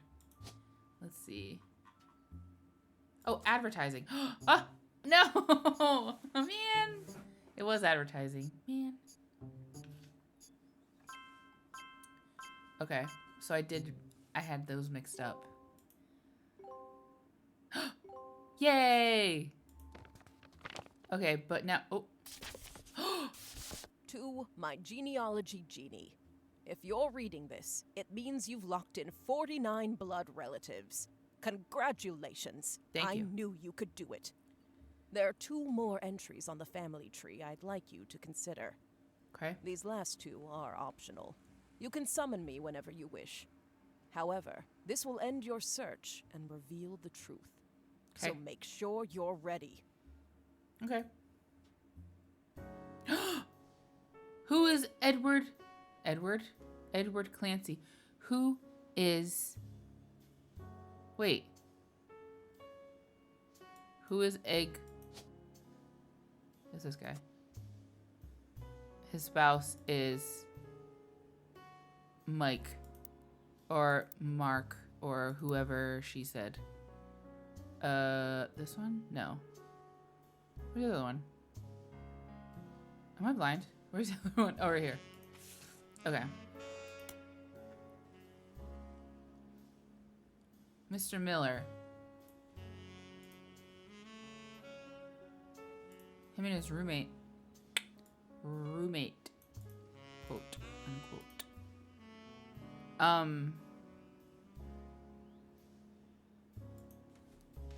Edward Clancy. And then Mr. Miller. I feel like wasn't his name like Mark or... I swear it said his name.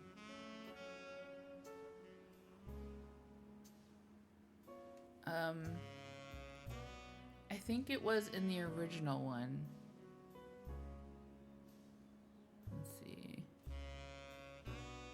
Confirmed bachelor. Yeah, we know that. Alright, let's go to the other one. Sam. Oh, okay.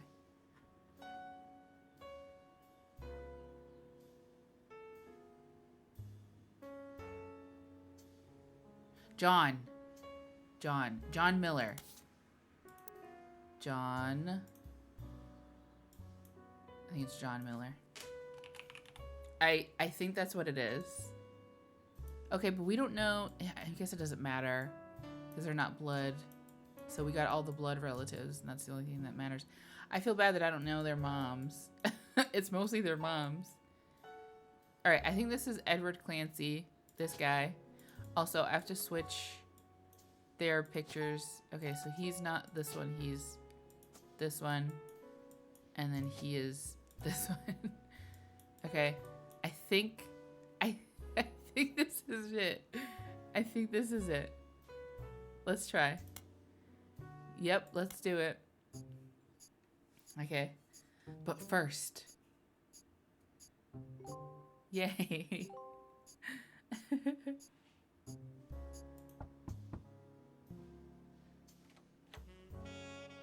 Who are you? So, you thought EC was Edward Clancy Roottree? And Yeah. his partner was John Miller? Yeah. That's exactly what I needed to hear. Okay. I'm Sam Madsen. I knew it. I knew though it. I you knew know it. me as Samantha Roottree. Yep, I got old.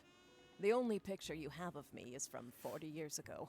Okay. My book tells the truth about Elias, of 5 pieces, and my parents. Not Yep. my biological parents, Elias Jr. and Patsy. My fathers, Edward Clancy Roottree And John Miller. Yep. By now, you've either read Lauren's diaries, or you're just an incredible guesser. Lauren was right. I hated the 5 pieces. She just didn't know my full reasoning.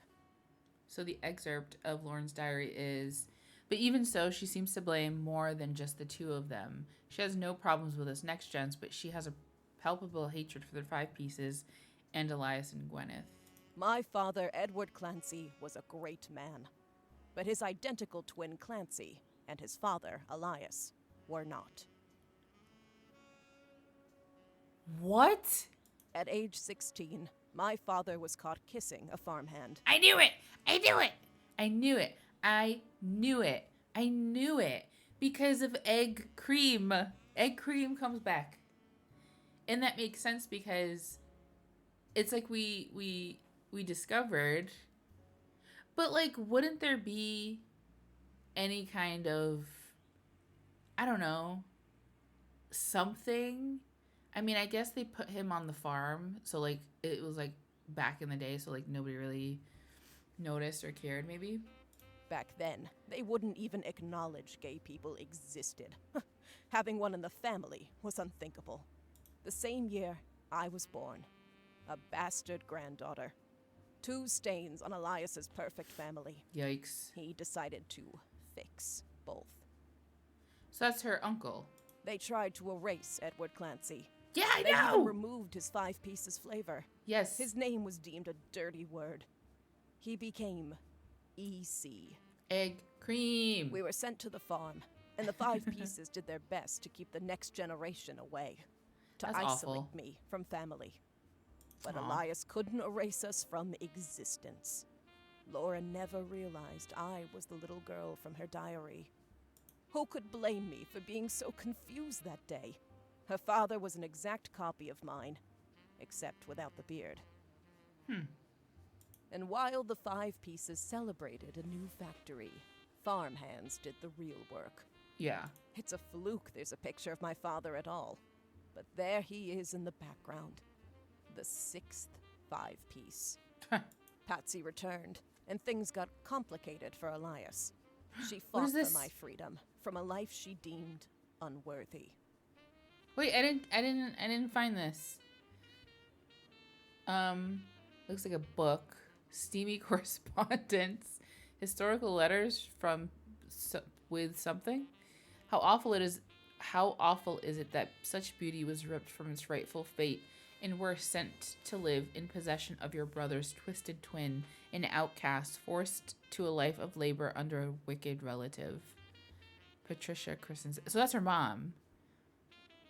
Elias relented, so long as I never learned the truth or receive inheritance. They knew I'd help my father. At Elias's will reading, I learned part of the truth. The rest I learned at home. I began to hate the 5 pieces. My father made me stay silent. He was worried history would repeat, and that his grandchildren would become outcasts. His fears weren't unfounded. As you know, my son Ernie died a few years ago. He had trained to take over as president. But due to family politics, or perhaps hubris, it went to Guy. A real Roottree. He nearly ruined the company. Yikes. When Ernie took over, he saved the operation.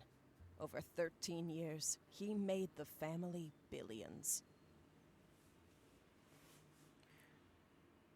Huh. Ernie earned about $36. Well, yeah. They got by on Debbie's salary, but when he fell ill, he couldn't pay his medical bills. His death was my tipping point. Aw.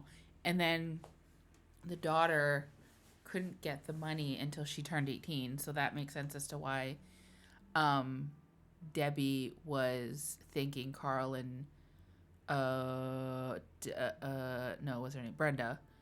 Carl and Brenda. Originally, my book was meant to expose Elias's hypocrisy. Until I started to look into the other dirty laundry. Yep. Ron tried to have Robbie removed from the trust, but couldn't. Robbie was a blood relative, even out of wedlock. Yep. She divorced. Yeah, so that technically made him born out of wedlock. That sounded familiar.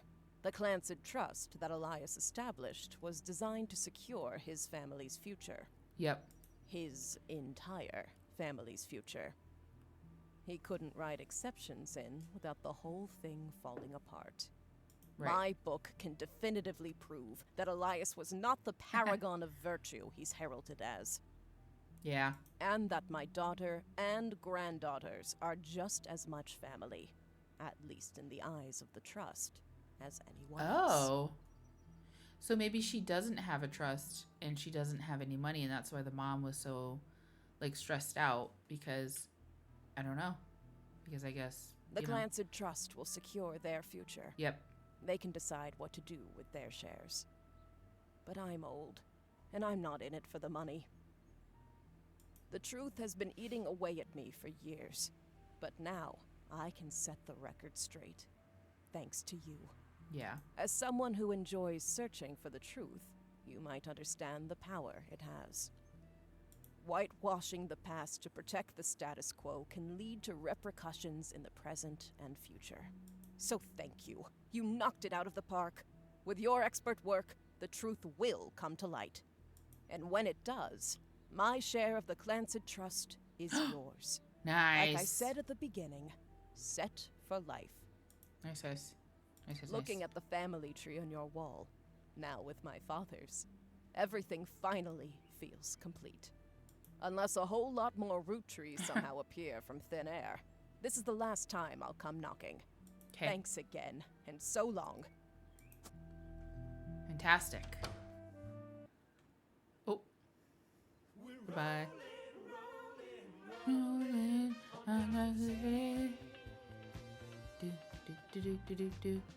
Oh no. That's fine. Life went on and a new president took over the company. Who was it?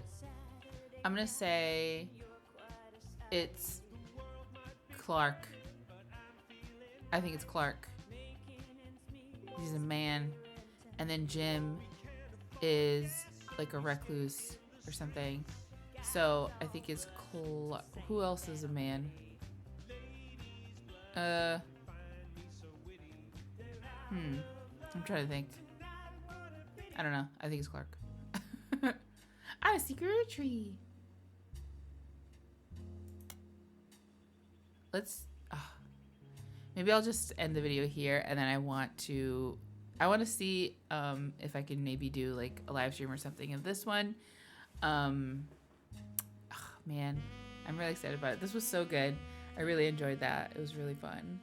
Let me know how you guys liked this game. I'm a little bit disappointed that I didn't get all of the like wives' names and stuff. I know that it was optional, but like I kind of wanted to get the whole thing, you know, situated, and that would have just made me feel kind of good.